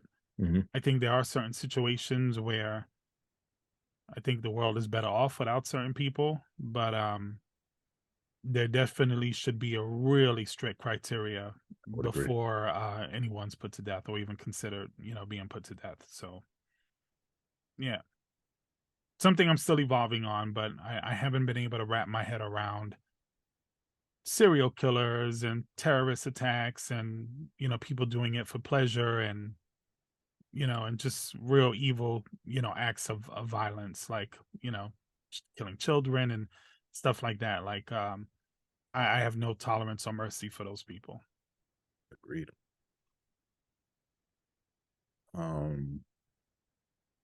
So if this week wasn't busy enough for him, he also signed the 6-week abortion ban, with some bullshit stipulations that if they were raped or something like that, they'd have to prove they were raped. You'd first have to learn you're pregnant in 6 weeks and have enough time to prove that you were raped. All I don't even know how this is possible, but this shit enrages me more than anything, because first of all, it's hard enough for women to be able to prove that in court.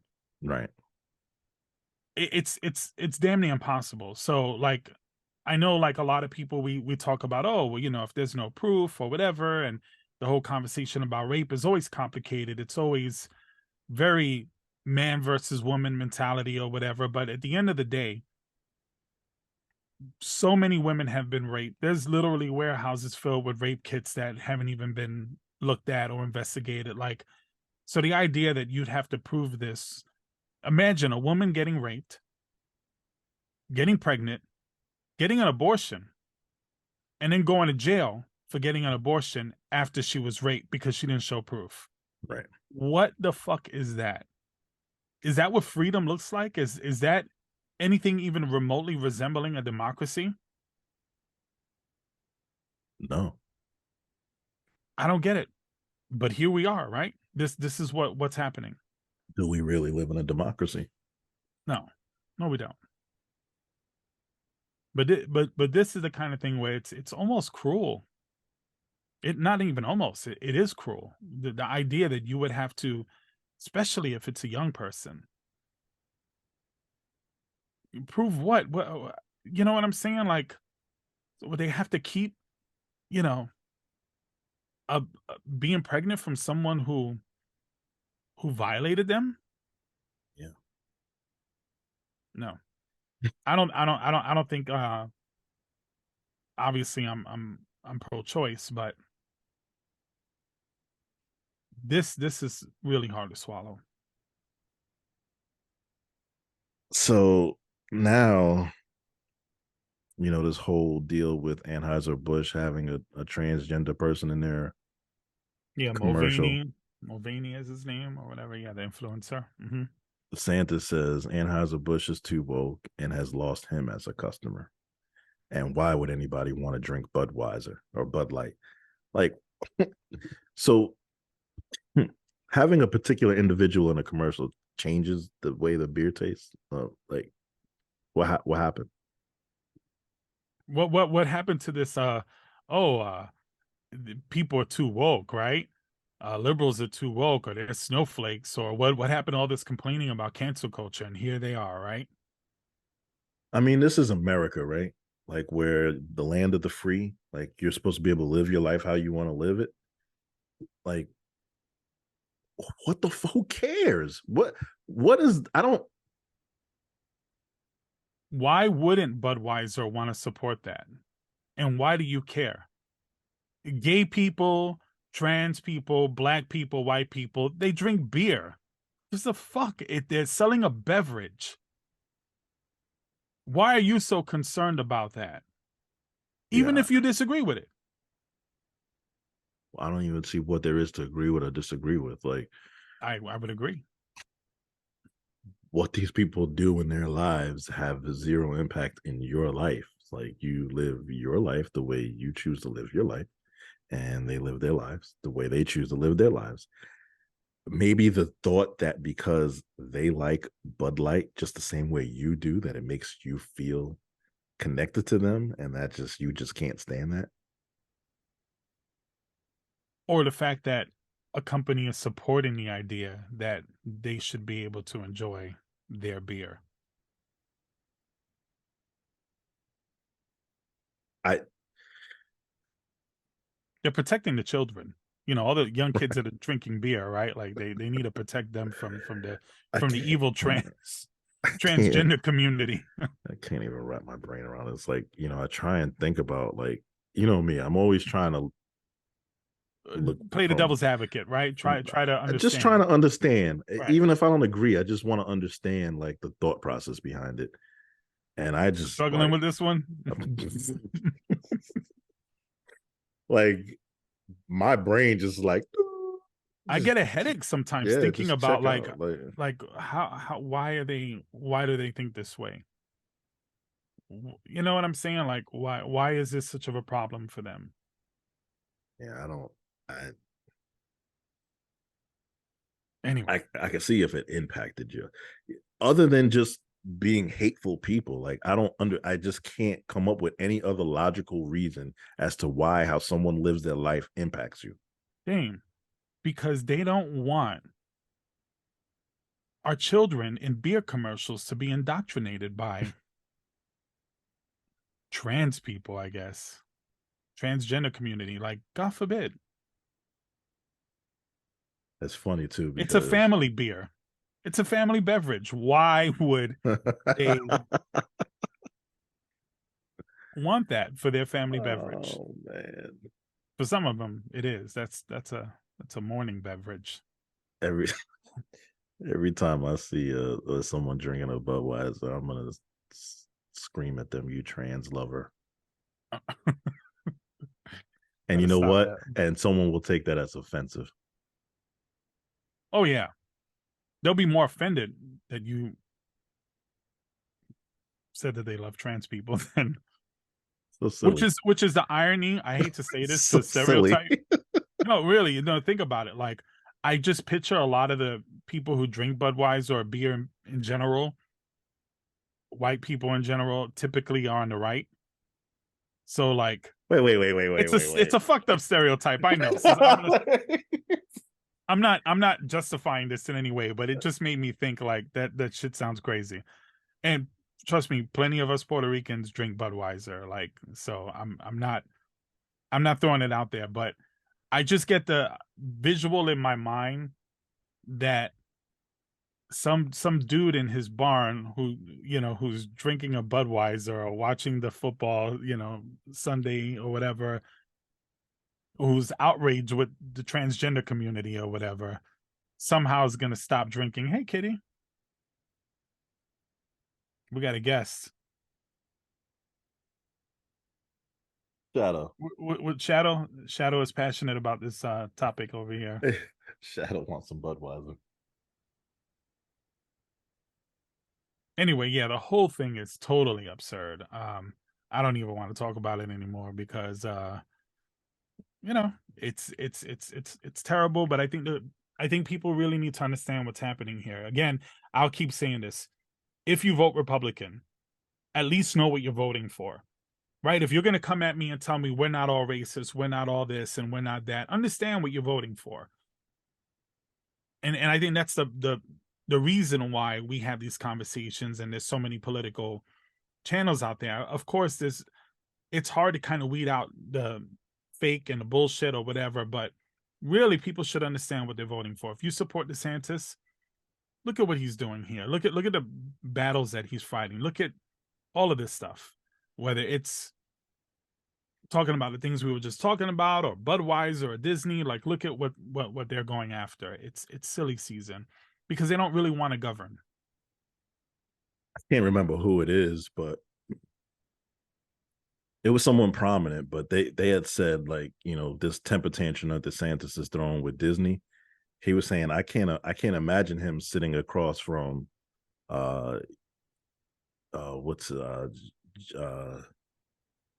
the Chinese president, Xi Jinping. I don't know how to pronounce that shit. But he was like, imagine DeSantis sitting across from him. Like, imagine DeSantis sitting across from another world leader. Right, basically. Yeah. How would that go? But you know what? We saw it with Donald Trump, right? Although Donald Trump was kissing a lot of their asses, and then talking shit when he wasn't in front of them anymore. But it's the same thing. They don't really know what they're doing. Yeah, they beat their chests and they talk about how strong they are on the issues and everything, but they really have no ideas, no anything. So the House, I guess, just for the sake of saying they're doing something, even though they know 1,000% it's not going to go anywhere, passed a bill called Protection of Women and Girls in Sports Act. Senate is very likely to never even take this up. And even if they did and it passed the Senate, Biden has already said he's going to veto it. As he should. So,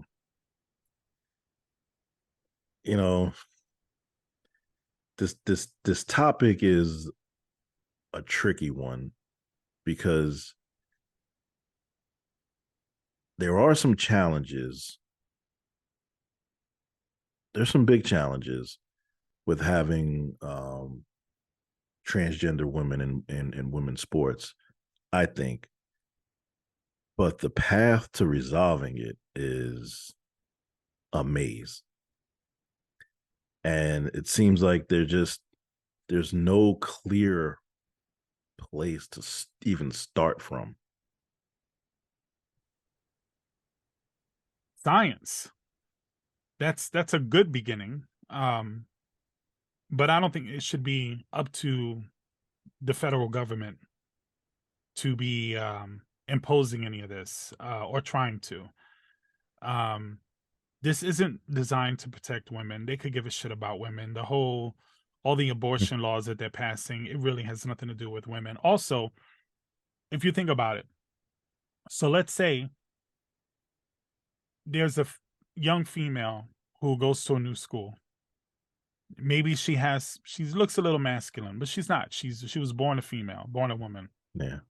People start questioning that.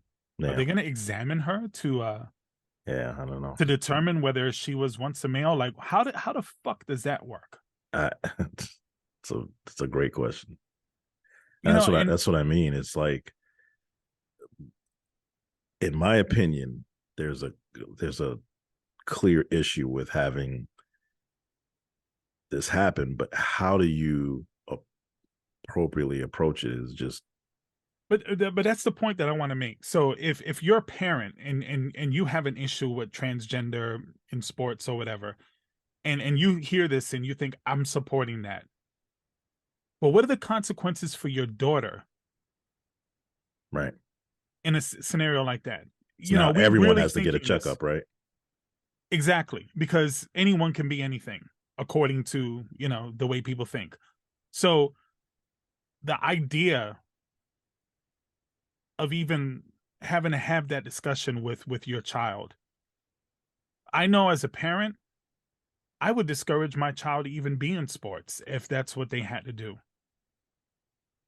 It's a tough one because that is the way a lot of people are able to pay for their education. It's hard to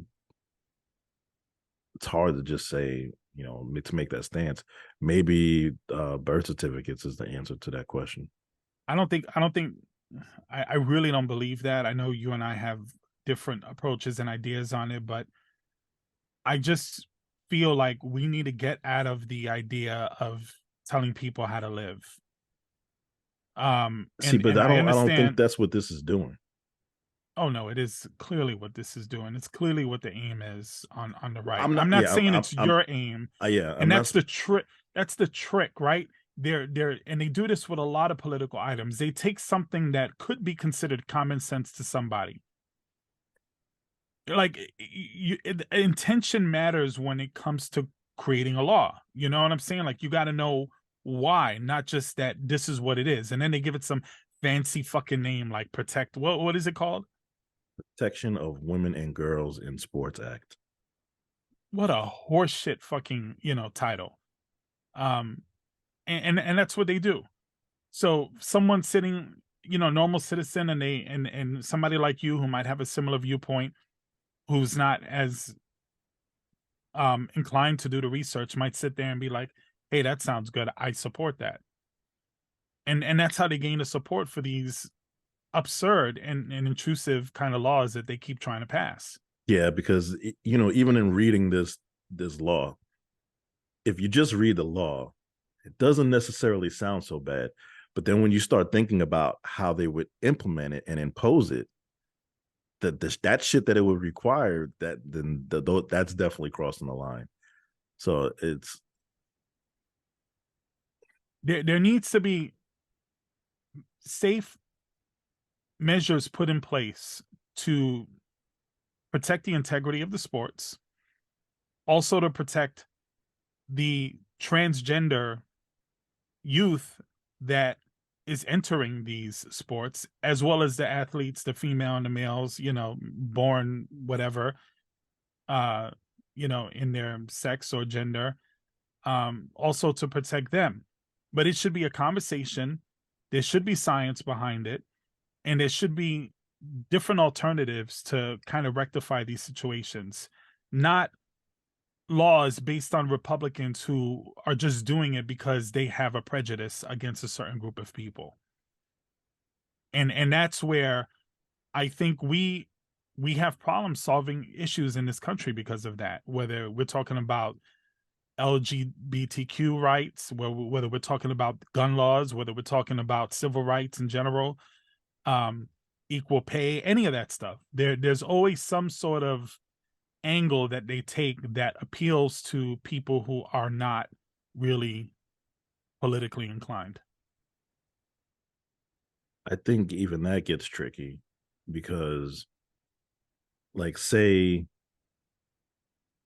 the resolution is that just you have boys and girls sports and then you have transgender, right?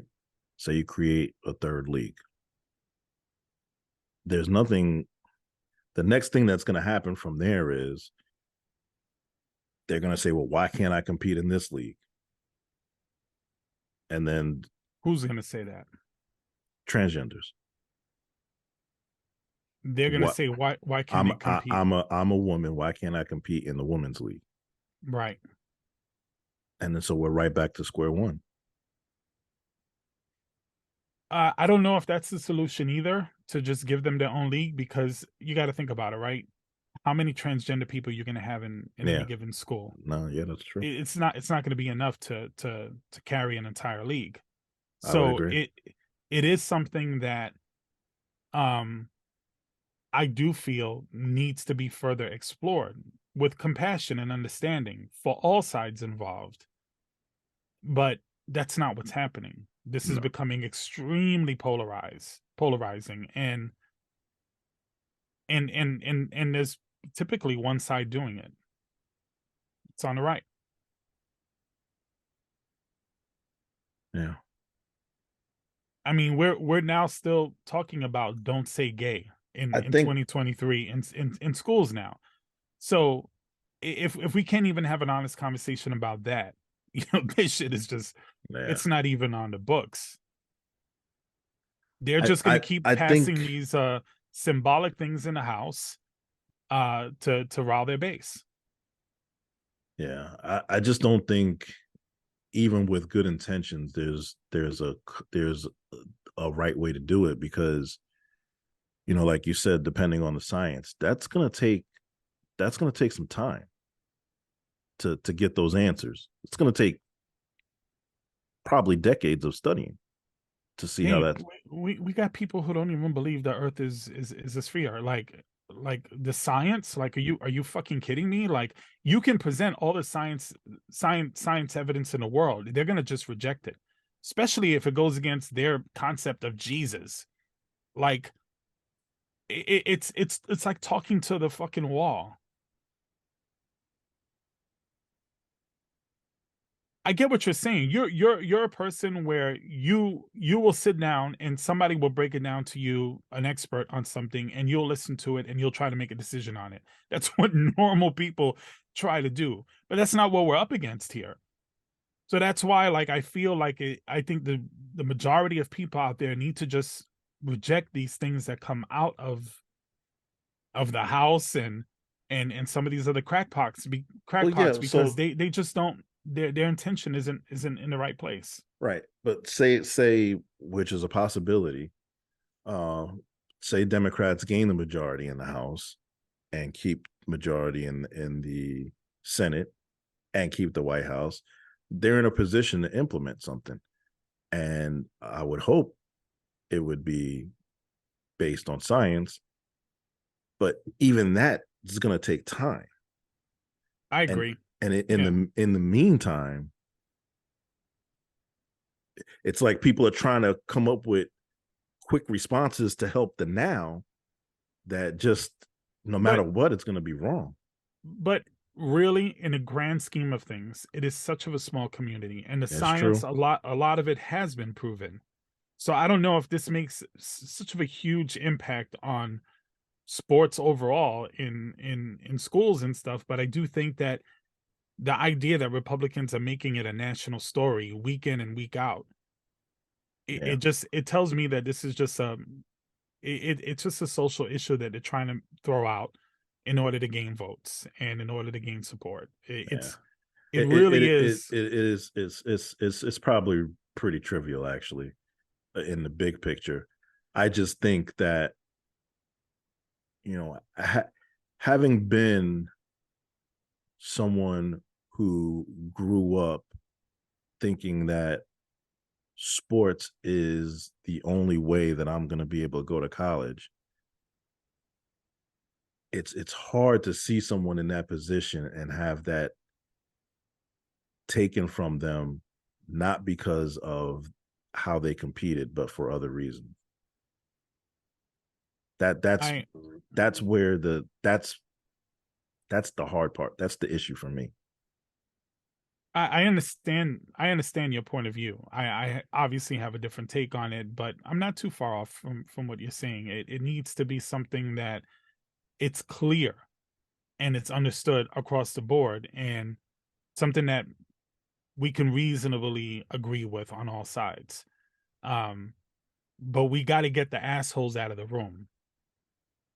You can't negotiate something if you're in a room with 10 people and 4 of them they don't really care about having a solution. They're just there to agitate the situation. You're never going to come to a general consensus on anything. Right. You can't have the immature kids in the room talking about what we're going to do next, because that's where we're at. So I think fundamentally we're always going to have these issues until we start changing really what matters in government and, our voting systems and a lot of this stuff. So I know I'm getting into sidetracking, getting into deeper things, but I just don't see a solution to this is basically what I'm saying anytime soon. I agree. So we got to make sure that, again, we're not allowing them to take the majority in the Senate, and gain a White House again, because then we're looking at more of these laws that are going to come and bring us back 100 years. Well, on a brighter note, I think Alec Baldwin will be sleeping a little better at night. On a brighter note, considering it was a tragedy, but you and I had a totally different take on this. Yeah. Now, I don't want you to think I'm happy for Alec Baldwin. Like I wasn't in the. I think legally, based on the evidence, that he was responsible or partially responsible, but I'm not trying to just send people to jail. I mean, I'm happy for him. I don't buy the explanation at all, but good for him. I don't think it was liable in any way. I thought it was an accident. I thought it was an accident more so responsible for the people who were hired to be responsible for the props on the set. I think it was a terrible tragedy, and I think Alec Baldwin has probably suffered enough. The threat of being in prison because of it, I think, is not only horrifying, but it's not really justice either. So I know you disagree, but that's where we stand. But I'm glad that the courts, or whoever had the common sense to say we're dropping this, because it was just bullshit. It wasn't even. So the reason it got dropped was, so the prosecutors who initially charged him is no longer the prosecutor. There's a new prosecutor there, and as the new prosecutor comes in 2 years later, somehow there's just new evidence that pops up 2 years later. Somehow you're framing it like there's a conspiracy behind this. I'm framing it that it's a little unbelievable, and that's my opinion, is I don't believe it. Anyhow, new evidence was discovered. Tinfoil hat, like come on. New evidence has been discovered 2 years later that nobody ever came across. Okay. And do you know what this evidence is? Yes. The gun was altered, supposedly. Mm-hmm.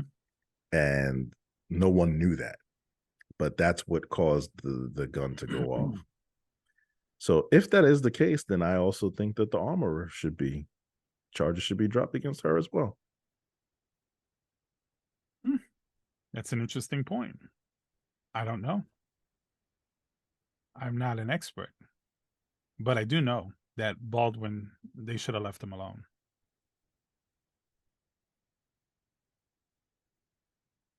Okay, so he was charged, right? Mm-hmm. Whether you agreed with it or not, he was charged. He was charged, yes. So the reason they're dropping the charge is because someone altered the gun. That should also be evidence in the favor of the armorer. How about if it was the armorer who did it? It wasn't the armorer. But it clearly wasn't Alec Baldwin either. So? That's what we're talking about here. That's the news story. The charges were dropped against him. Right. Thankfully, there was some common sense there somewhere. Okay. Sure. I don't buy any of this shit. What do you think? Is some payoff job? I think a pressure some Hollywood I think job? there was some Hollywood pressure applied. Just not strictly because of Alec Baldwin, just because of the implications of this and what it would mean for the industry moving forward and all of the processes and procedures and things that would have to change to. But things are going to have to change now, and they're going to change. But it hasn't changed ever. Yes, you're well. No, there have been changes. But I mean, clearly not enough. We're in the digital age now, man. Like, these things I agree. There's change. No reason. Yeah. There's no reason to even have to squeeze a trigger. Sure. In today's age, I agree. My point is that Hollywood hasn't gotten to that point, and there's been plenty of reason for them to get to that point. We'd agree on that. We can agree on that. So it's a little hard for us to agree on certain things. I apply common sense. You apply. I only apply common sense. You get a little emotional, and you get a little crazy sometimes. Oh, I get emotional, right? Yeah, you get a little emotional. I've heard you get quite emotional, bro. I can be. My heart. But I tend to stick with the logic. Your warped logic, yes. My rational logic. Stick with the facts. Mostly rational. Facts don't always explain everything. What? You see what I'm talking about? Facts don't always explain everything. There are other factors besides facts. When we're talking about Joel Embiid, right? It was a fact that he kicked him. Is it a fact that he should have got a flagrant for it?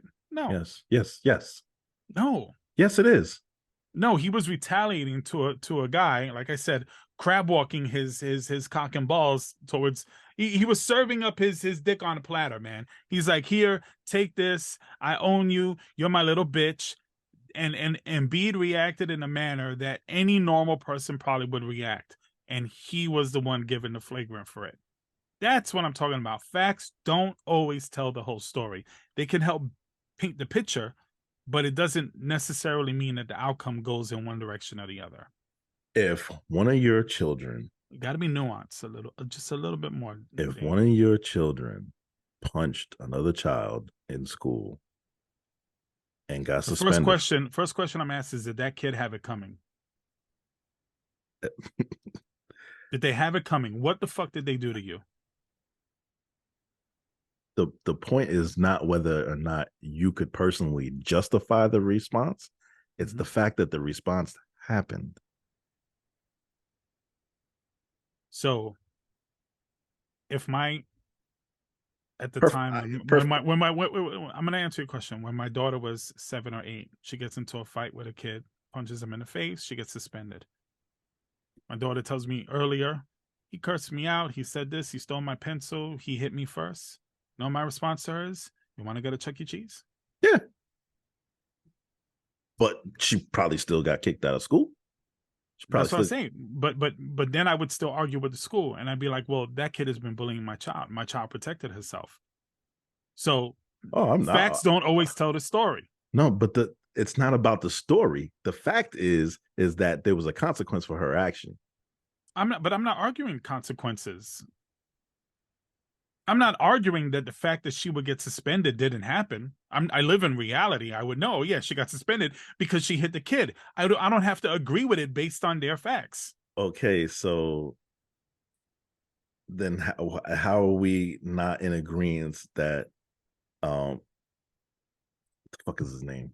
Your analogy was poor. That's why we're not in agreement, because you would do the same thing I would do. You would argue the point of your child being suspended. It wouldn't change the fact that I wouldn't. Oh Lord. But I've been there. The same exact thing. I think I told you this story before with my son. And my mom did the same thing with me. I got into plenty of fights. The first question she would be was, did I start it?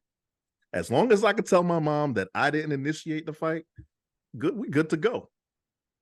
But she just didn't want a child, going around bullying people and picking on people and starting shit. As long as I was defending myself. So she never felt the need. She never felt the need to object to the suspension or to the disciplinary action based on whatever the facts were, or did she just take her little son's Damian's word for it and everything is sunshine and rainbows? No, like your mother probably told the teacher, or the principal, or whatever, like, "Yo, that's not fair."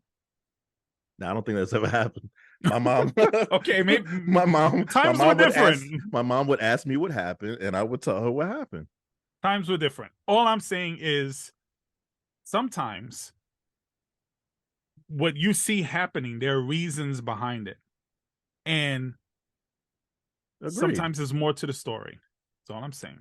Agreed. But the fact of the matter is that he still kicked him, and that comes with a penalty.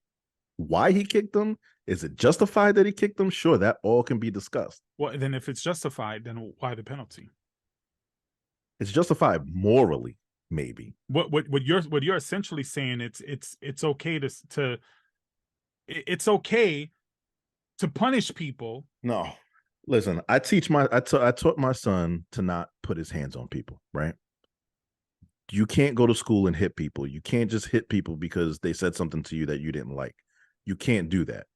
But when a kid was picking on his god sister and kept pushing her, and my son defended his god sister, I had zero problem with it. It goes against what I taught him. But in this situation, I felt like his response was justified. It came with a punishment, but not from me. You know what we should call this episode? We should call it Punitive Damages with your face on it. Just your face, and then maybe put on your forehead like a tattoo. Punitive Damages. You want to elaborate on that a little bit? I think it's pretty obvious, man. You're into fucking punishment. I'm into punishment?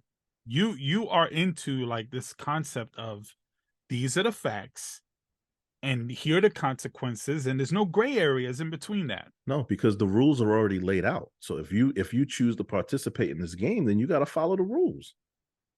You got to follow whose rules? The rules that were laid out for you. Who created the rules? Doesn't matter. If I wasn't part of creating the rules, fuck the rules. You cut it out. That's what you taught your children? Sort of. No, not really, but you know, exactly. Whatever, bro. Like it is what it is. No, seriously, I do have a different set of rules that it starts and ends with what I say when it comes to my kids, not what anyone else is imposing. Granted, I don't have them like the Wild fucking West, doing crazy shit. That's not how I raise my kids, but they respect, they understand what consequences are. But at the same time, I'm not going to have anyone impose their shitty ass fucking rules if my kid didn't do anything wrong. But if the rules were already laid out and your children violated the rules can be changed. For your children specifically? For all children, Daym. Oh, For every one of them. Wu-Tang's so for the children, bro. Wu-Tang is for the children. There we go. So Guess we'll leave it there. we'll leave it there. Yeah, that was the sidetrack of the day. Jesus Christ! Thank you, Alec Baldwin. Right? Is that where it started at? Oh man. Yeah, man. Oh shit. Music and movie recommendations. What do you got, Daym? I actually got something for you this week. All right, I'm excited to hear what you have. Swiss Beats got an EP out. There's been a lot of rumbling. So I think I got into the first song. I actually put it on right before we started recording, so I didn't really get into it. Swiss Beats, it's called Hiphop 50, Volume 2. It's like 6 tracks or something like that. But first song is with Nas. Opens up right out of the gate. But I think there's supposed to be a song with Nas, Jay-Z, and Lil Wayne on it. And I don't know if that song is on this album, but there's been rumblings about it. Swiss Beats played on Instagram a song that's supposed to have these 3 people on it. If that made the album, I don't know yet. Also, Lloyd Banks got The Course of the Inevitable, Part 3, Pieces of My Pain. I haven't got a chance to listen to that as well. Both of them dropped yesterday. But definitely 2 projects I'm looking to get into. Pretty dope. Yeah, man. Pretty dope to hear that there was something that you can talk about. So right, maybe, finally. Yeah, it's been a while. Finally. All right. Well, I got my recommendations. 2 documentaries, part of the series on Netflix, the crime scene documentaries. So the first one is Crime Scene: The Vanishing at the Cecil Hotel. Really, really crazy shit that went on at that place. It's kind of weird how you can have certain places or pockets, throughout the United States where it's a haven for crime and murder and it still stands. It still, exists in some, length of time. So definitely check that out. And in similar situation, Crime Scene: The Times Square Killer. So again, and you remember in the 70s and the 80s, Times Square was a much different place than what it is today. Today, tourists come. Basically, it's like Las Vegas or big lights. Shopping area, whatever, all the lights. But it was a red light district, really, just the biggest one pretty much in the country for the longest. Even I remember going there when I was younger and seeing all the peep show places and everything, and seeing condoms on the street. And I remember this as a kid growing up, and it's just a much different place now. So I only heard about it. Oh, really? You only heard about it? Yeah. Me and my friend Mario, we one time met up in Times Square, and we checked out a little peep show place. It was pretty wild, but that was like towards the tail end of like that era. I don't even know if they have any more over there. I haven't been there in years, but that was in I want to say the late 90s when we did that. Yeah, I was already in Florida. Yeah, so that was a kind of wild time. But anyway, those are the 2 documentaries. They're both on Netflix. Crime Scene: The Vanishing at the Cecil Hotel, and Crime Scene: Times Square Killer. Check them out. Oh, and we got the Wu-Tang song of the week. Yeah, I feel like I should be a part of this. Okay. I'm a huge Wu-Tang fan, and I feel fucking left out. And this isn't fair, but go ahead. Here's the thought process. Hog it up. No, oh God. I know you. I get it. You're from Shaolin, and I get all of it. No. I mean, yes, I do feel like I'm probably a bigger Wu-Tang fan than you are. Not shitting on your Wu-Tangism, though. I'm not sure if that's true. I'm pretty sure it's true. I mean, I don't have Method Man underwear on or anything like that, but I'm a pretty big fan. Why would you say that? I don't know. Do you have any Wu-Tang I, tattoos? I almost did. I told you about it. I'm not that guy. Like I'm a fan. I'm a fan of sports teams and shit like that. But I would never tattoo the logo on my body. Like I'm not that guy. But Well, let me show you something. Okay, I'm kidding. no, I was about to say.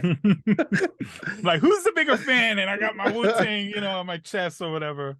The compromise I had come up with, I think I told you this before. The compromise I had come up with was that they have tattoo ink that you can only see in a black light. Under black light. So I was this close to getting a Wu-Tang tattoo in black light ink. Where was this tattoo going? I don't know. Arm, shoulder, somewhere like that. Lower back? No. Fuck out of here. Wu-Tang tramp stamp. Anyway. That would be hilarious. So what is the Wu-Tang song of the day, Damian? Where we're at with this? Still on the third release of Wu-Tang, ODB, Return of the 36 Chambers. And this week we're going with Shimmy Shimmy Ya. Yeah. I figured that's where you were going. That one. I figured that would be the one. But wasn't that like his biggest one? I think that was the first. I think that was the first single. That video. I love that video. Don't tell me you don't remember the video. Like, who's the bigger Wu-Tang fan? Yeah. Anyway, Shimmy Shimmy Ya, fantastic song, funny song, big release, and definitely a cool ass video. What I was gonna say was the reason I didn't include you in this, and I thought about it, and I figured we would get to you later on in it, is because you would dig in all of the B-sides, and I wanted to get through the A-sides first. That was my thought process.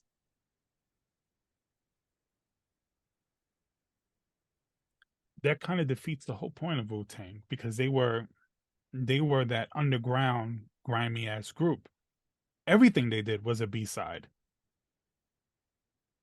I understand what you're saying, but yeah, it's because not everybody is as big of a Wu-Tang fan as we are. I don't think they would have the same appreciation for all of those songs. So this is a way to get them in.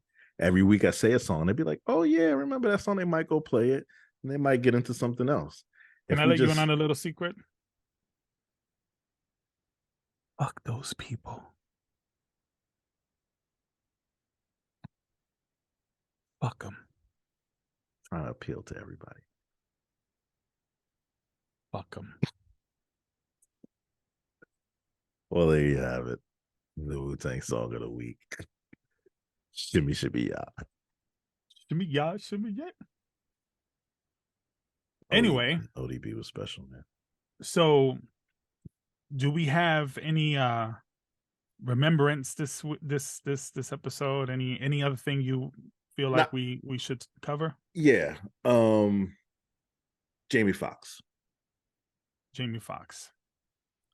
Obviously still with us and supposed to be doing better, but it's been going through some unknown medical conditions that had a lot of people worried.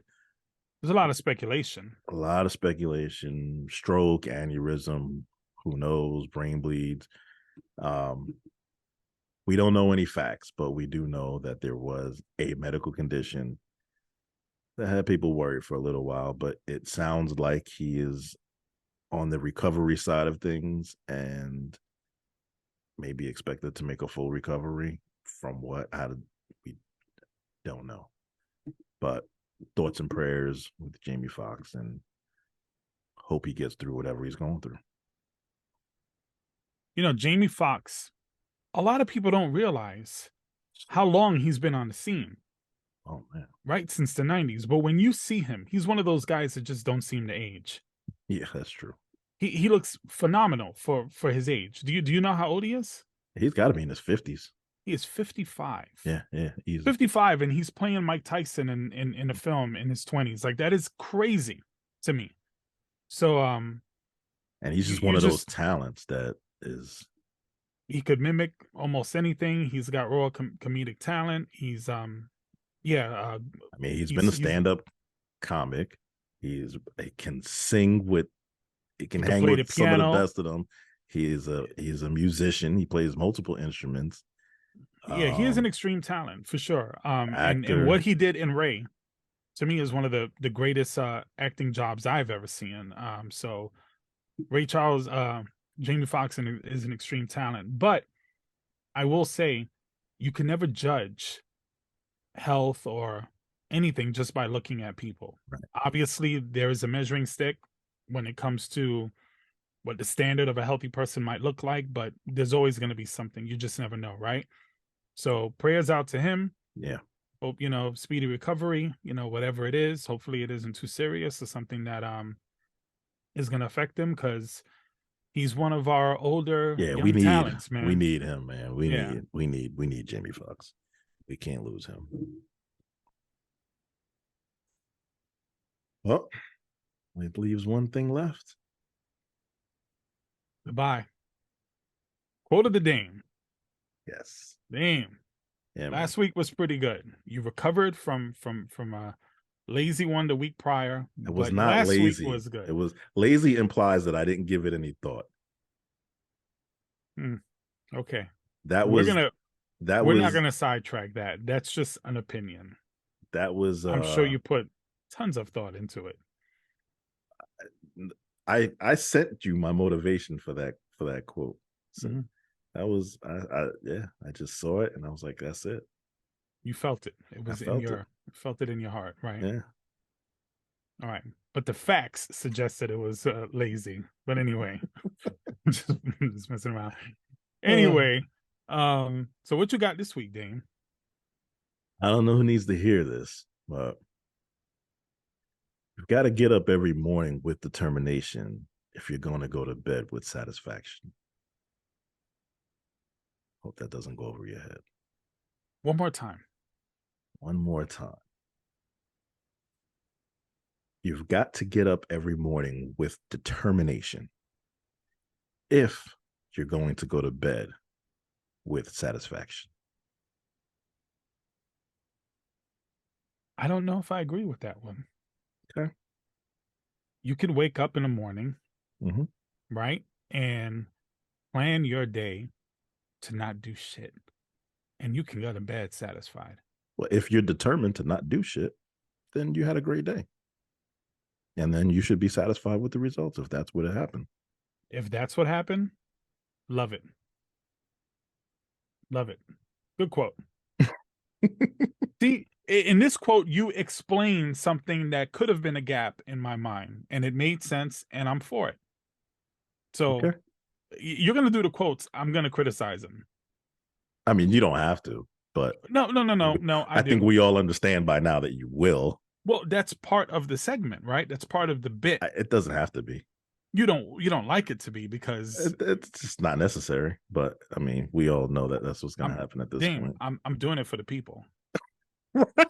I'm doing it for you guys. This has nothing to do with you or me. Doing it for the people. If you say so. I'm speaking for the crowd out there who might be thinking along the lines of, that was a bullshit ass quote, but this one was good. Props to you, Daym. All right, I'll take it. Thank you. Hopefully next week we'll have Patricia back, and episode 27. Always a great time with you, Daym. So yeah. Thank you guys for joining us. Don't forget to like, share, comment, subscribe. Click that bell icon so you know when we drop our videos. And anything else for our peeps, Daym? Peace.